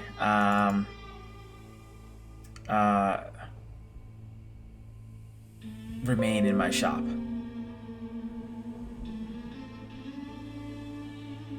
And I think only Lucius failed. Kazakin, +5 or +6? Horst. 5. +5? Oh, then you fail as well. Kazakin. Kazakin fails, and is that 16 with the +5 or no? Yes, it is. Okay, so. No, the 6. So it's the 16 plus 6. If you hold your mouse over it, it tells you. Oh, so he got a 17 then. No, he would have had Kazakin. All right, what are your numbers? Kazakin, go. 16. All right, you fail. Horst. 22. All right, you pass. Lucius. Well, if the 16 failed, I failed. Great, you failed. Dusk. Holy hell! I didn't even know they could see me. Yeah, he's not in the shop. Yeah, oh, okay. I thought he was in the shop. Great, he's out of here somewhere. I'm in the barber getting my. No, you're fine. It's just these guys. So Kazakin and Lucius, you've been told to remain in the shop, but Orst, you don't give a damn because you're a grumpy ass. At this point, paladin. is it more obvious that they're being magically compelled? you have no way of being able to tell that. Wouldn't I hear the suggestion? You hear the words, but that's just words.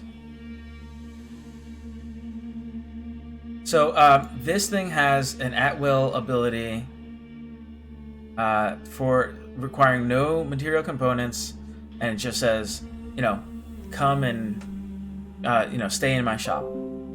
That's just words, and you don't have the passive perception to identify that that he's doing this.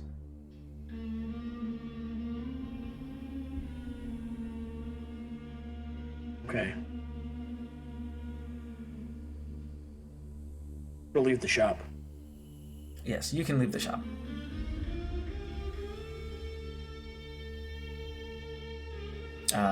But it's Kazukin's turn.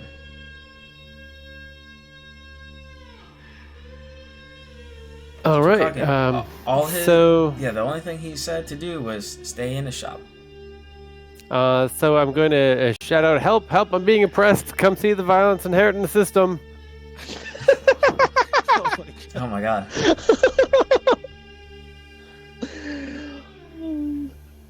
I'm being oppressed. And also, someone's casting spells. Wait, do I know that? I think I know that. I know at least one of the spells, right? You don't have the passive perception for it, so no. I thought my friend mentioned it, like, out loud. Did somebody? Because I don't recall that being said. Oh, wait, no. Lucius did say... Yeah. I mean, sure. I mean, you have no evidence of this, but yeah, sure. All right, so I'm just shouting about the spell casting and okay. So and various stay abuses. In the shop. Got it. But I walked forward. For some reason, that seems like a reasonable thing to do. Yep. We're still in round 1 here. What is Orst doing? It's a tiny shop, so it's basically this little square here. Boop. Oh, Lucius had yelled that someone is casting spells. Sure. Well, he didn't yell it. He said, "Don't, give me this thing for free or whatever, and I won't tell anybody." Is what he said. But yeah. Well, I'm gonna head outside trying to Mahadi because I have no reason to believe Lucius would lie about something like that. Sure. Okay. That the fact that we are newcomers and someone is already violating his one of his 3 rules. Yeah, there's not very many rules. It said no exceptions, so I guess that's just emphasizing the 2 rules: no fighting, no spellcasting. But yeah. That's my turn. So you're gonna go and try to find Mahadi. Cool. Give me a survival.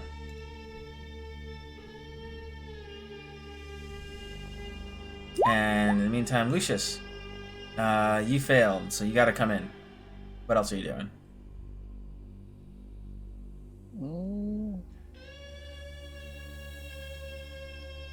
How big is the shop? Like right here. 10 feet? Okay. It's a tiny little thing. Like a Okay. food truck kind of situation. Is very small. You can't share space with Kazukin, so. Okay.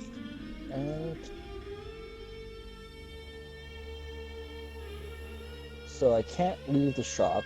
Yeah, for 24 hours until this. Let's see, is this concentration here? No, I don't believe it is. So you just gotta be here for 24 hours. Yeah.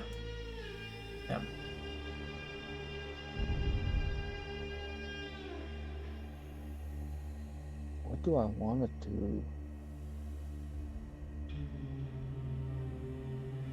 You know what? No fighting, no spellcasting, no exceptions. You do anything settling. I mean, there's a certain amount of DM discretion because it does say that it has to be worded. It has to. What is it? It has to be reasonable. So if circumstances conspire such that it's no longer reasonable, If he was burning down a shop, that would not be reasonable. But that's not. Even then, it is reasonable that you would follow a course of action to stay in his shop because that's what it is. It's magic. So. Yeah. Okay. It's not so like yes, I need to do convince you to do it. It's straight up, you know. It's not like, hey, walk off a cliff, because that's just straight up dumb. An obviously harmful act is a no. Okay, so I do have something subtle. I'm gonna reach out, place my hand on his shoulder. Mm-hmm. Vampiric touch. That is not Because a I subtle have spell. It is because I have Warcaster. I do not need to do the somatic components. So it is just vocal of let me out of the shop now as I'm like trying to siphon his life. I'm pretty sure Warcaster lets you make the somatic components with weapons and shields. Yeah. Right. Yes. Never mind. Yeah. I Subtle. read that Subtle wrong. is its own thing entirely. Yeah. No. Okay. Let me see. No. But we have a horse going out there trying to find Mahadi. That requires somatic. Because he is abiding by the rules. This place. Very good. It's a puzzle. Oh my Could God. you dis?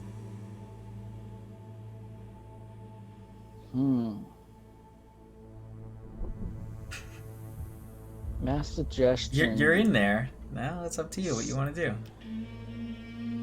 I'm just trying to figure out if the spell magic would work.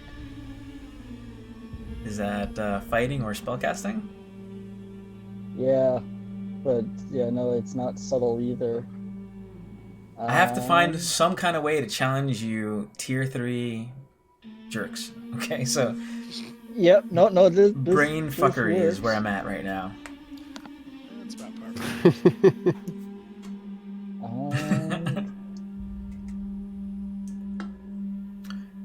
I could do darkness. Is that a spell? I mean, you can do whatever you want. I'm just saying. Technically, it's a character class. It's a racial feat. Are you drow? Is this a feat that allows you to cast a spell? Yeah, but there's no somatic components to it. Interesting. Can go ahead and ping it for us so we can take a look at it. Yeah, I think that's true. Any innate spellcasting doesn't have any components, as I recall. What's the thing that gives it to you, so that way I can take a look? Because the spell itself is going to be spell, but what is it? Darkness. No. What's the feature that allows you to have this? Oh, it's Infernal Legacy. All right, Infernal Legacy. Where are you? I'm going to take a look at your sheet. How about that? Yeah. I can cast darkness once per long rest. And that's a drow thing. There we go. Standard tiefling. Yeah. You know the Thaumaturgy For, fifth cantrip. level. Once you reach 3rd level, you can cast the Hellish Rebuke spell once. And 5th level is darkness.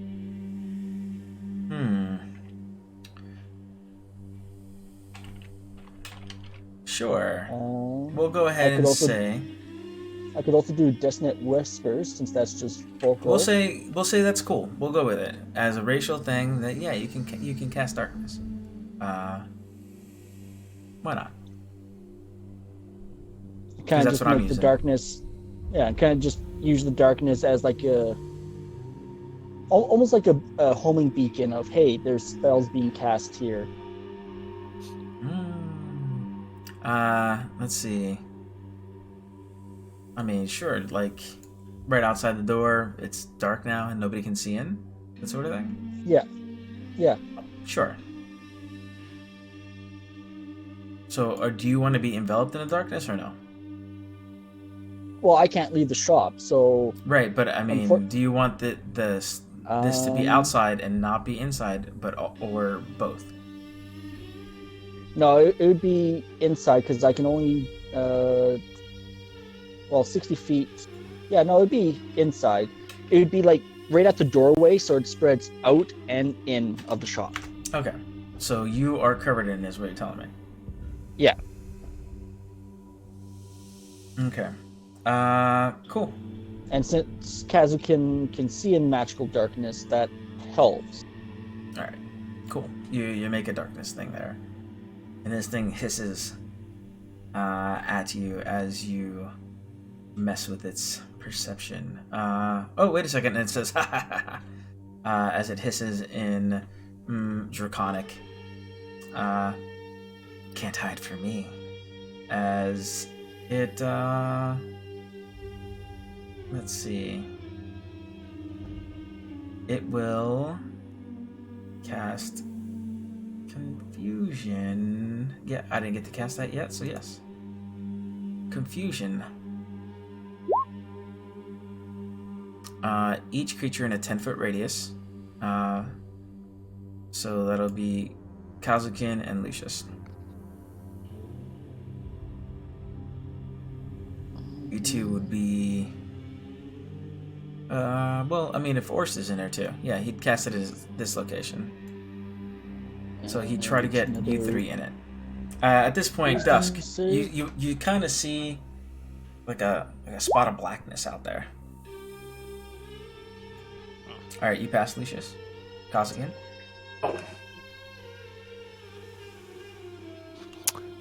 Oh, another wisdom save? Yes, please. This is against confusion. Neato. Hey. Okay, you pass. Wow. Worst? Isn't this in the shop? Right out here, right outside the door. So... I don't think I moved my token, but remember, I'm currently wandering. Okay. You're further away. Got it. Okay, so you're not in it at all then. That's fine. Sure. Cool. So you both pass. Kazukin. So you're kind of, you're in darkness, you're in this shop. You can't tell that he's casting spells. Lucius, you know that he tried to cast a spell. Actually, you can't see him, so you can't make the reaction to identify it. Never mind. Yeah. But we all know, because we're human beings. All right, so Kazukin. I know he tried something, just not. As you're in a shop, he's like talking and he says, I think I'm gonna need a lot more than just gold. And he's just talking, like just for some reason he wants you in the shop, and you for some reason agreed. And for some reason there's darkness kind of in and outside of the shop right now. Because everybody's using subtle stuff. Okay.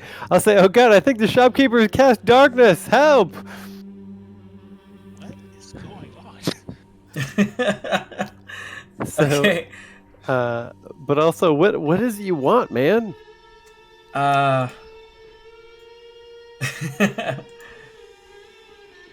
What do I want? I want to test your strength and your guile. So, and I want your money. Well, I've got money. Orst, what are you doing? Trying to find Mahadi. Okay, give me another survival, please. Gradually getting louder. Yeah. Give me another survival. DC is dropping as you walk around. Close. Next time it might be it right there. All right, Lucius. Top of the order, Dusk. You see, you hear people, your party members kind of talking or whatever, and you see, out of the corner of your eye, a black inky spot. Okay, I've left my team alone too long. How's my hair coming along? Too long.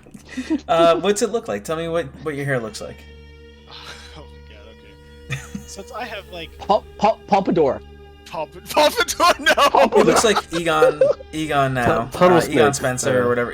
What is it called? From Ghostbusters? Yeah. Yeah. Spangler. Egon Spangler. Spangler? Yeah. No. Those old-fashioned Judge powder wigs from the UK. Oh god. No, Dusk. So what does your hair look like now that Bernie's hooked you up? I have no concept of hair, so I just said have fun with it. And so now I've got a half-parted mohawk on one side, curly hair flowing out the other side. The back of my head's on fire. Interesting. It's a mess. It's a hot mess. And a flower tucked into the side. And a flower. Oh, I like it. That's great. You gotta commit that to memory now. That's how you look. Oh my god. Alright. Yeah, go ahead and roll initiative, I guess. We'll see where you land on this. All right, great. You're admiring your hair and like windows and stuff. All right, Lucius. So you know that there's some, you know that there's some spell action going on here, but like you can also tell that it's like on the DL. So you did a good thing by casting a darkness here. And since I can't see him, I just start yelling at him.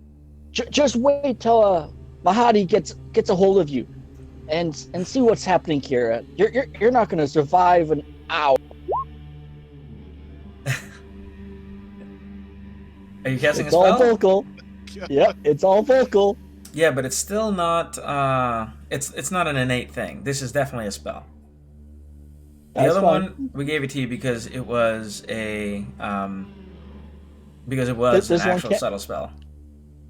Not a subtle spell, but it was a racial thing, so I allowed it.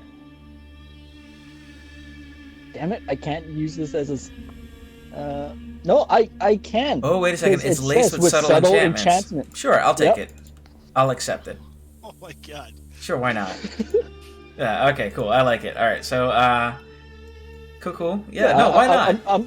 I'm just issuing threats. Yeah. Absolutely. Let's do it. Why not? Hopefully the rest of you are having as much fun as I am right now with this dumbass stuff here. Although those rolls could be so much better. If you want it over with, we can end it sooner. All right. Yeah. He's fine. Oh, he passed. Yep. It is. Is that you? Oh, hey, you got to be able to see him in the future. Oh, he's got to hear you. Disregard. We're good. Yeah, I was gonna say. Oh no, it says at a creature you can see within range. Oh If the yes. Yeah. So it doesn't matter. So you just yell at him and curse at him or whatever. It's fine. Dusk. Okay. Yeah. Okay, so I'm here, kind of admire here. I'm starting to hear some racket, and I see some black Yeah. spot, You hear Lucius being a jerk. Trying to ruin my day. You hear me being me. 2 minutes? It's probably been too long. I probably left the It's been like 18 seconds or something. 18 seconds? That's I don't know. Yeah, hair looks good. Yeah, thanks. I need to go check. Make sure everything's okay. That nothing's on fire. Just Yeah, sure. Yeah, and you see a dark inky cloud over here somewhere. You know what? I can go get that. Guys. Yeah, you can respond to him. Absolutely. Marco. Marco. Let's have a chat, folks. We've gone less than a minute. What has happened here? He wouldn't barter. Is this kind of where you wanted it? That looks like right angle. Yeah. Cool. Yeah, because it would cover him, and like I said, it'd be like right at the door. Yeah. Going outwards. Great. Awesome. All right, why don't you guys come out of there, and we can figure this out. Cool. Well, we can't leave right now. What do you mean you can't leave? Just step out of the building. Come on. This is rocket science. He made a magical suggestion. You don't know that. Well, I know that he did a spell and that we can't leave. That's a good guess. You don't know. There's no magic. There's no spell casting allowed here. Even hell, I'm pretty sure they've all. Yeah. So Lucius must be full of crap. Think about what you just said. This is hell.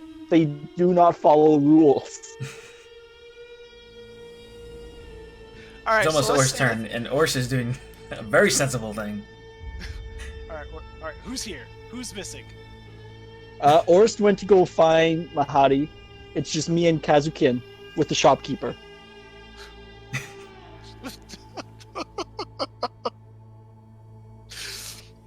But I have to stay here for a while, so, maybe come back tomorrow. Yeah, Kazukin can't leave either. Oh god. Okay. I don't don't know how to help you in this situation. I mean, I can offer suggestions if you'd like, but I don't want to play the game for you. If you have something subtle. Subtle. I don't know if you. So what would you do to your child, right? Who does not like they're just throwing a tantrum in a Walmart or something in real life, right? Sometimes you just gotta pick the little bastard up and just bring him outside, put him in timeout, right? Okay, well, there's perhaps two issues wrong with this scenario. One, in real life, I actually have a positive strength score,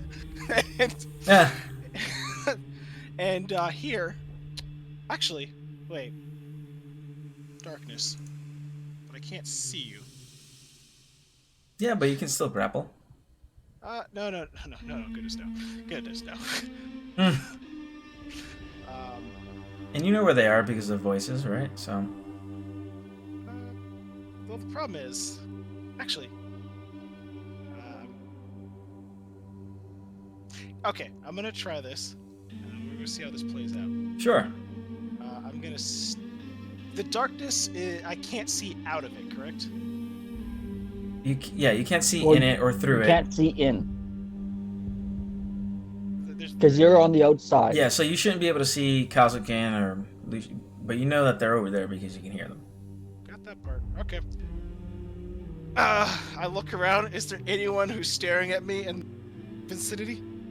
I mean, there's people are starting to get attention of this little cloud here. They're like, oh, what's this? Maybe a potion went wrong or something.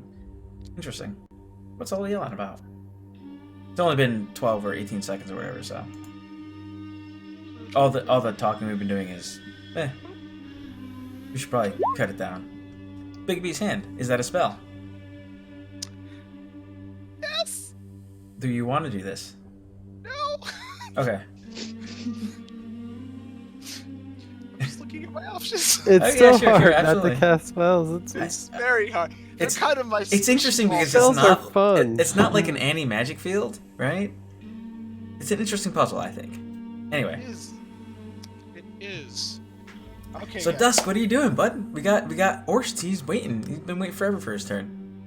Oh God. And we're about 20 minutes out from the end of today.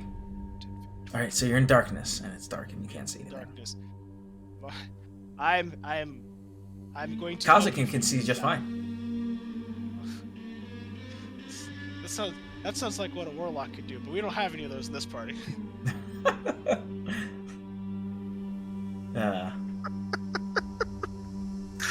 I've run out of movement, but I'm going to find these, and I will find a way to get them out.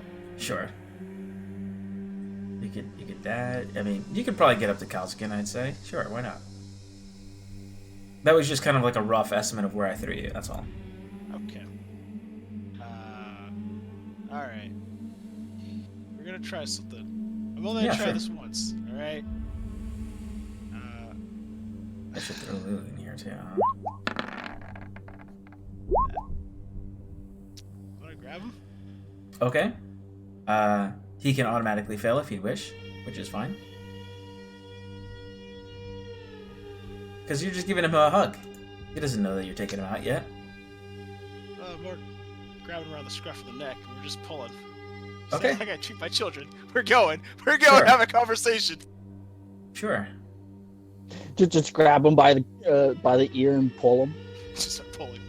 All right, we're gonna have a chat. Out of the building. We're not playing games anymore. Kazakin, you have an overwhelming desire to stay in the shop. So maybe, give me either athletics or acrobatics. I honestly don't even know who I'm grabbing. You don't, yeah. So I feel like it'd be at disadvantage, right? Because it's a special attack to grapple. Yeah. It's at disadvantage because Kazakin can see. Oh. but yeah. I mean, technically, it's when you're. So we're talking about invisibility. Visibility says attack rolls. It's not an attack roll. That said, it is an attack roll because you're using your dice, And also, It's that's an a strength ability save. check. There's 3 kinds of d20 rolls. It's a but special attack. It is a special attack that is Right. an ability check. See, I was just going to say you could rule it either way. I actually would rule it the same way as you, but a lot of people would say the strict raw would be not at disadvantage. But I Let's agree. see it. We only have so much time in our life. Let's go.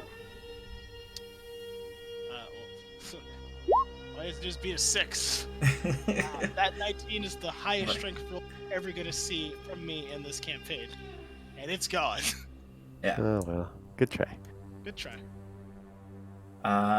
So what can this guy do? So he can't do confusion anymore. He already wasted it on you guys. But he can see through the darkness, and he says, "Ah, yes, another customer." So let's see what we got here. All right. More at will spells that I can use. We'll use Charm Person,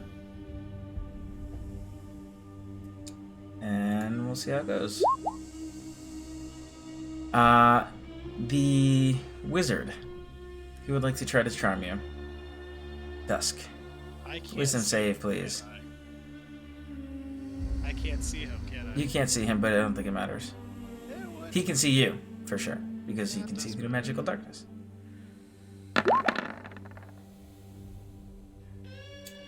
You did not win. Hang on a second here. Oh, let's hold up a second. Okay. I'm gonna add 4 to that. Ah, all right, yeah, absolutely. You arcane deflection. You failed the saving throw. You gained an additional 2 AC, or 4 bonus, and you pass. Good job. Fantastic. So he's trying to be friendly with you, but you I'm having none of that. No. not interested. Kazakin, your buddy's trying to get you out of here, but you feel like you want to follow his suggestion. I get so. Yeah. So no, just tell him no. This is a very dangerous place, and this guy's doing mean things to us, and therefore it's just the best thing to stay here. Can't you see? What guy's doing mean things to you? The only person the that's been doing shopkeeper. something. He I don't hasn't know. done a I mean, single negative thing to you.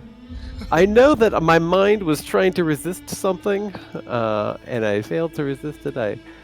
I certainly feel like there was some contest of wills going on. But in any case, I would just like to continue engage the shopkeeper and I'll offer him some gold.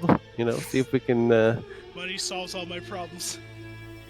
I'll bring out. Is there some gold on the counter already that we've offered?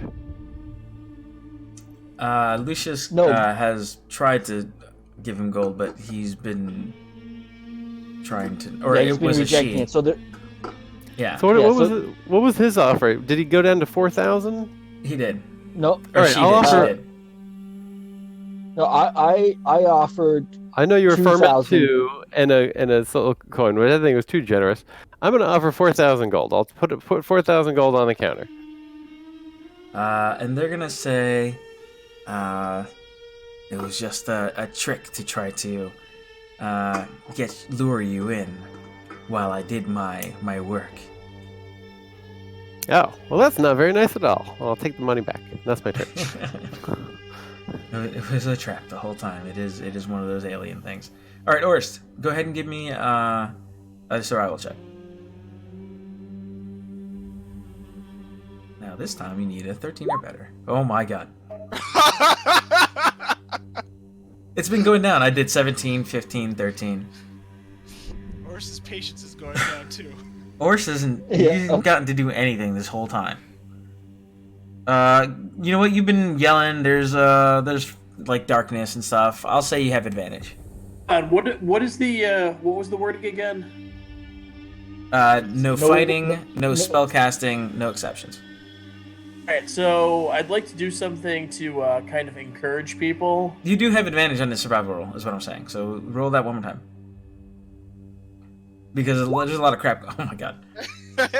Tell me what you want to say, and we'll see what kind of bonus I decide to give that. It's more of at this point, so no fighting and no spell casting, right? Correct. More or less trying to get the market's attention to get Mahadi due to a very angry customer. Radiate Menace, okay. Instead of exhaling destructive energy, use it to roar. Okay, okay. Alright.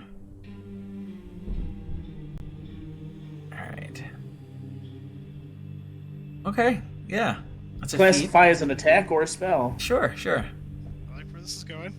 Yeah, no, I'll say we can go with this. This is great. This is a good creative use. This is why restrictions are awesome, because it makes you think creatively. Yeah, sure. And so one of the spine devils or whatever that's in there starts getting really grumpy. And what is this? A fear or something? Oh, it's complete fear. Like he can't even. They start shrieking, and around the corner comes Mahadi and says, "Ha ha! Is that the sound of another satisfied customer?" And he says, "Oh, my friend, how are you? How can I help you?" I'm going to gesture towards there as my colleagues, brand new customers, have been negatively affected by spellcasting by one of your merchants. Impossible! I would have known. I think you should go take a look at this. Insist. Yes, I cannot have I cannot have my establishment tarnished like this. And if you are wrong, if I find out that you have been lying and misleading me, then we will have words. I'll leave you in the middle of Avernus, never to be found again. And Mahadi, he comes up, and I'm gonna walk with him. Yeah, you guys go up or whatever, and this whole this shenanigans is going on here, and he says, "What in the nine hells?" And he raises his voice, and he says, "You, I don't know who you are. When did you get in here?" And he says, "Another of Tiamat's followers. I give you permission to strike down this creature. No fighting, no spellcasting, no exceptions. Show your worth." And he's let the gloves come off. You guys can attack now. Lucius? Oh, that's nice. Alright, you strike one time, miss. Strike a second time, you miss. Oh, is the darkness gone now? Yep. No. Yeah, I just deleted it. You know what? Yeah, he dispelled it. Why not? Yeah. Yeah, as soon as I heard Mahadi come in, I dropped it. Great. Groovy. Okay. But you missed 2 times. And Yep. Lulu's like... Nope. Lulu sees you looking super grumpy with Mahadi in tow. Oh, what's going on? Oh, I was just looking at these pretty things here. Oh, where'd that cloud go? Wait. Oh. Do you respond to Lulu?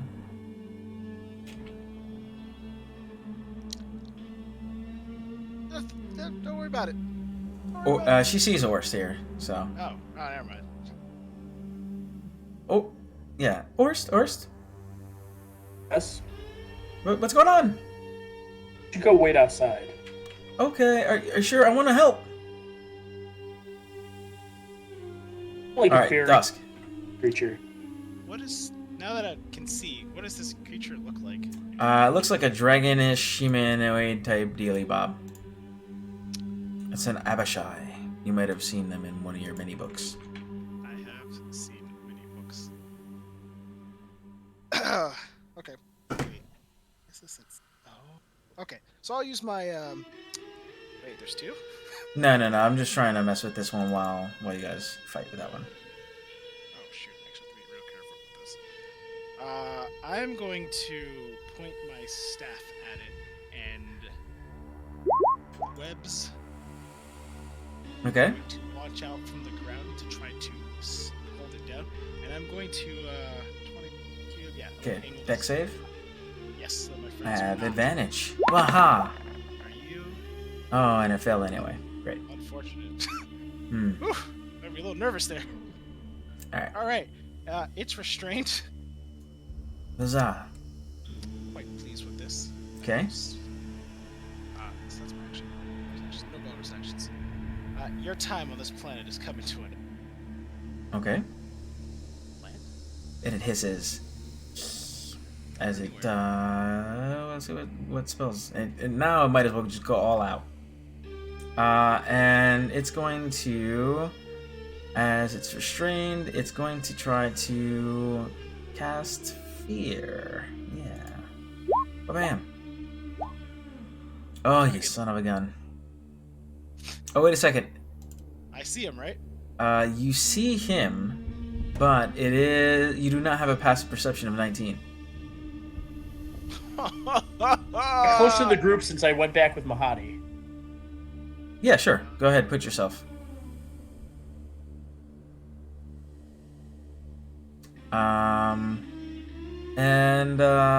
Yeah, so it's gonna go ahead and try to cast the Fear. Cone, so Kazakin, Lucius, Dusk. Another wisdom? Jeez. Forest. Yes, please.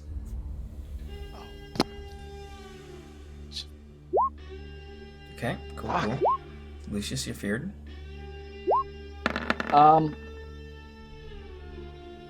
Dusk, you're feared. No, Dusk, you're fine.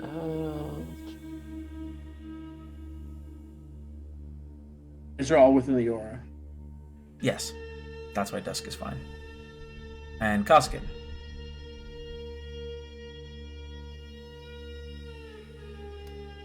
Alrighty. This spell's kind of like wasted on me, considering I have nowhere to run.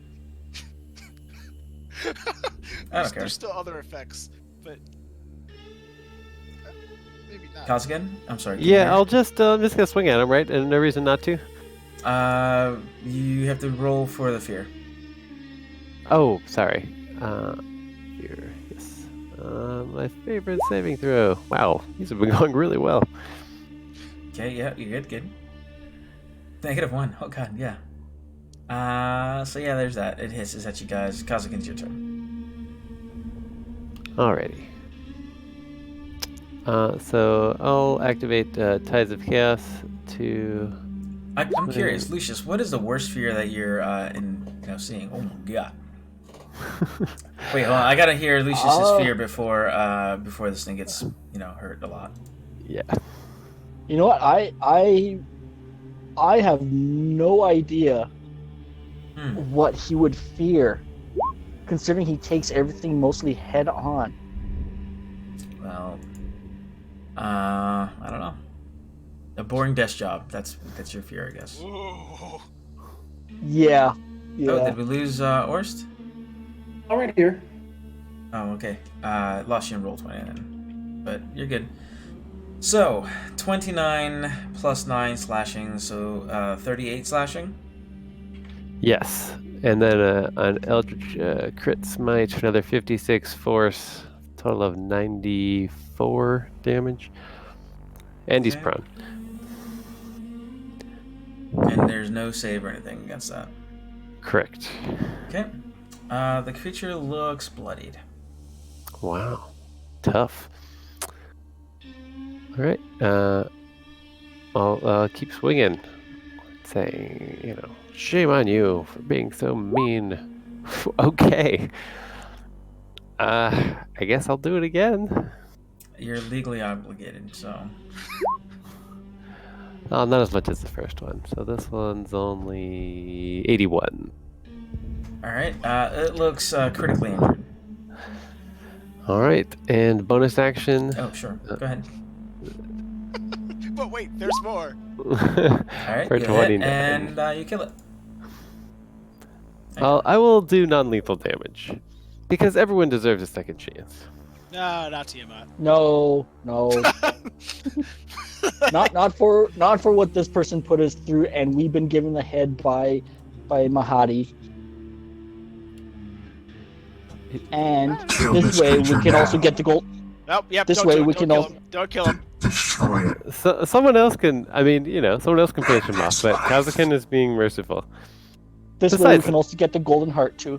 I still need to hang out in here for 24 hours, so I could use the company.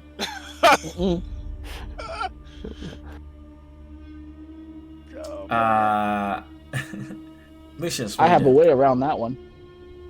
Wait, no, did Orst go? Orst dropped out of the game or something. I didn't. Oh no, there he is. Orst, it's your turn. What is left? It's just the one guy, and he's. I'm just want to see what you guys are gonna do before it's turn. Yep. Do you end it? Do you not? Well, we need to get some information from him. Ah, yes, interrogation. Lucius. Oh, I would like him to make me a save.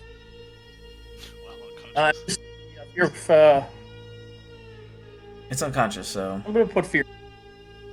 Sure. Let's lay of hands for 2. Oh, this is exciting. Lay of hands of 2. Okay. All right, Kazakin, what do you do? Sorry, that was just. Okay. Lucius. I look at Kazukin and slap him on the face to end mass suggestion for him. At the bottom of the spell there, it says, if you or any of your companions damage a creature affected by the spell ends for that creature.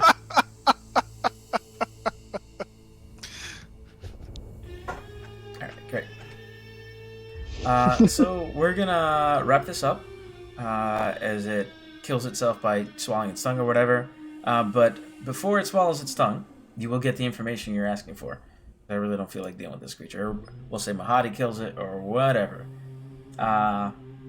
And you get that voice, that same voice that I don't remember which voice I used for that. I think it was probably something like this one. Maybe.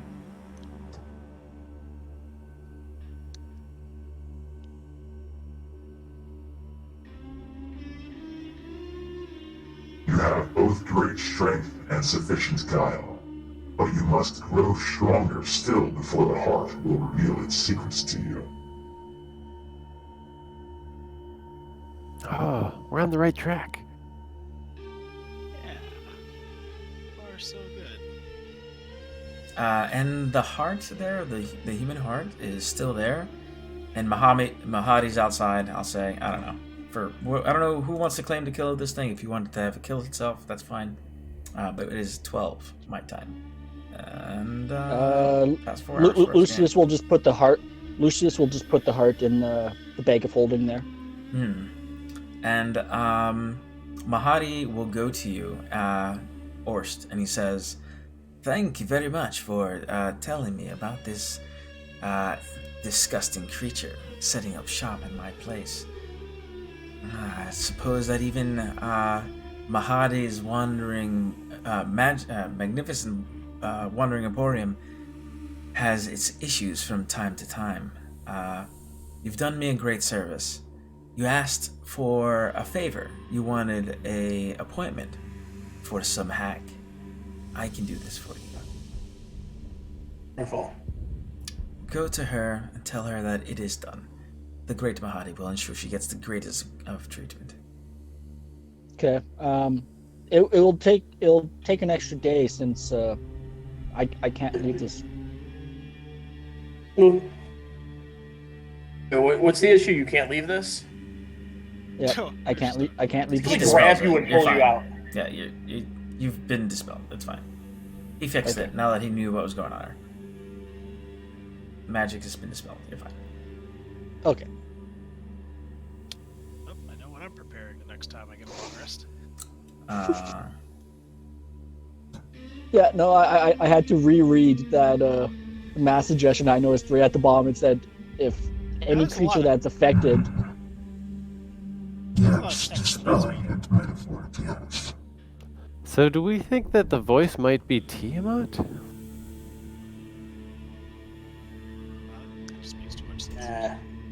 Tiamat. Yeah, that old tale. Tiamat wouldn't dare try to do anything of that nature. Zariel rules here now. Oh. There's always a power struggle between demons and devils and higher ups. Well, Perhaps, but could be Bell. Everyone's making power plays. It's interesting. Okay. It says, well, wars do lead to great wealth.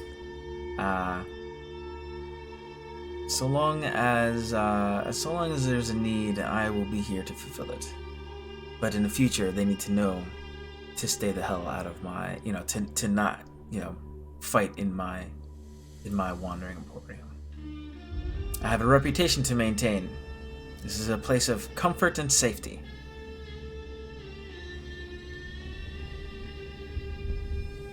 Well, I'm glad. So, so he gave you that, the appointment, because you did good, you were a good boy, good job. You have this golden heart, that you can hold on to if you'd like to. But everything else there was just pretty much trash, so.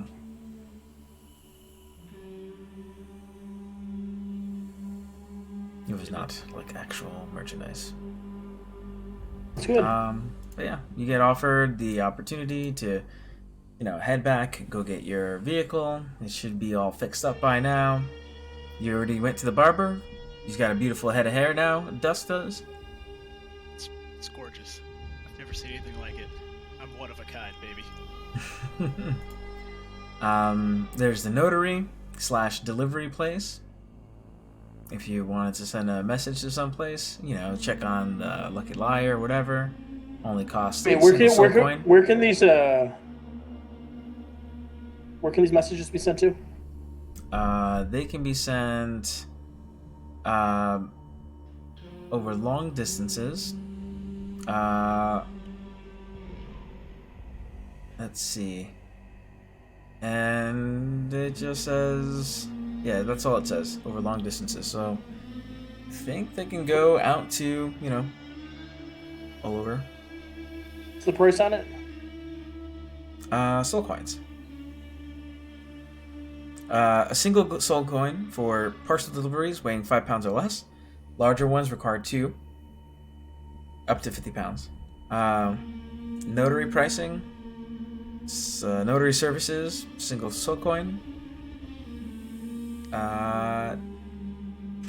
If it's a celestial that's involved, it's 10 soul coins. Yeah, so there you go. There's that. There's also Ichors Away, where they sell Demon Ichor, which can be used to boost the speed of your vehicle. You can also go to the Larva Farm, which has a hobgoblin there, and he's selling larvae. Little guys.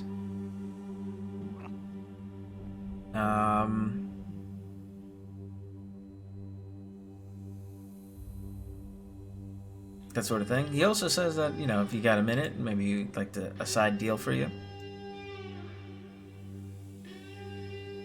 And that's about it at this place. Also a bunch of deals if you want to make some. But in the meantime, Lulu says, Oh, that was a lot of fun. Maybe we should go back to the hag? She wants us to go take care of the place. Or do you want to spend time resting here? It might cost us something. But I hear the food's good. No, we won't rest here, but Mahadi did say that he may have some jobs for us. We can even check with the other shopkeepers, see if there's any way to earn soul coins through them too. Cool. All right, and with that, I'm gonna say that I think we're at a pretty good stopping point. You have not taken a long rest yet, but you can go elsewhere and try to rest. In order to get a full, or in order to try to get a rest, he's gonna charge you here. But it'll be completely safe if you go and try to get a long rest elsewhere. Well, it's Avernus. Oh, no worries.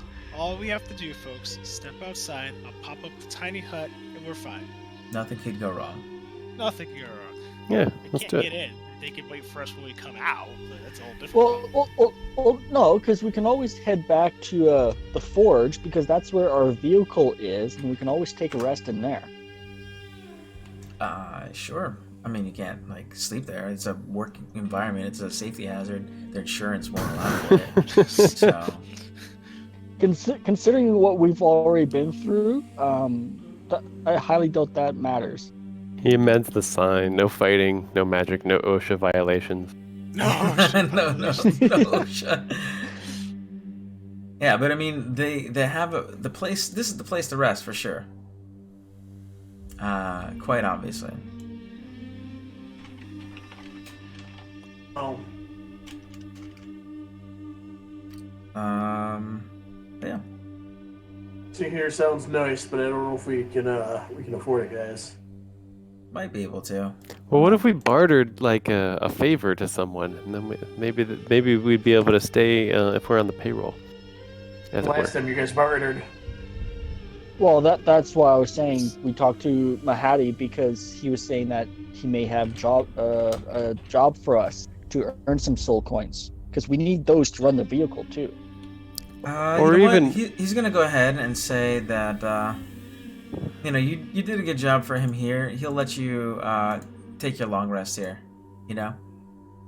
All right. Why not? Thanks, man. There we go. Maybe tomorrow in the morning we'll see what odd jobs we find. Yeah. You still need to go and tell Red Ruth that it's been made. The appointment's been made, and then you're gonna have to hang out at her place and protect it. Nothing can go wrong. Which, of course, nothing will go wrong. This is not a game. This is, this is real. Yeah. Yeah, and we can go from there. I think with that, we're going to go ahead and close it out. It's been a solid 4 hours. I hope you enjoyed yourselves. Thank you very much for coming. It's been very enjoyable. I hope that you were satisfied with the random challenge that I provided. Sometimes it gets a little puzzly because, at this point, these levels, the only way I could challenge you is by throwing a billion mobs at you otherwise, and that's, I'm cool with it, but it's also kind of tiresome, right? So, I gotta mix it up every once in a while. That's cool. 4 hours, I don't think that, if you've reached 8 hours of play, then you level up. If you haven't, or, you can decide to level up or not, it's up to you. What level is everyone? I'm just curious. We have Dusk, who was level 13, Lucius, who was level 14 as of last session. Ken is level 12. Yep. I don't know if this puts you at level 13 or not. Ors, I believe you were level 16. So everybody is tier 3 at the moment. Yeah, so I'm gonna say. Is it? Did we get any gold in particular, or would it be minimum gold? Maximum gold. I'll say you found it along the way.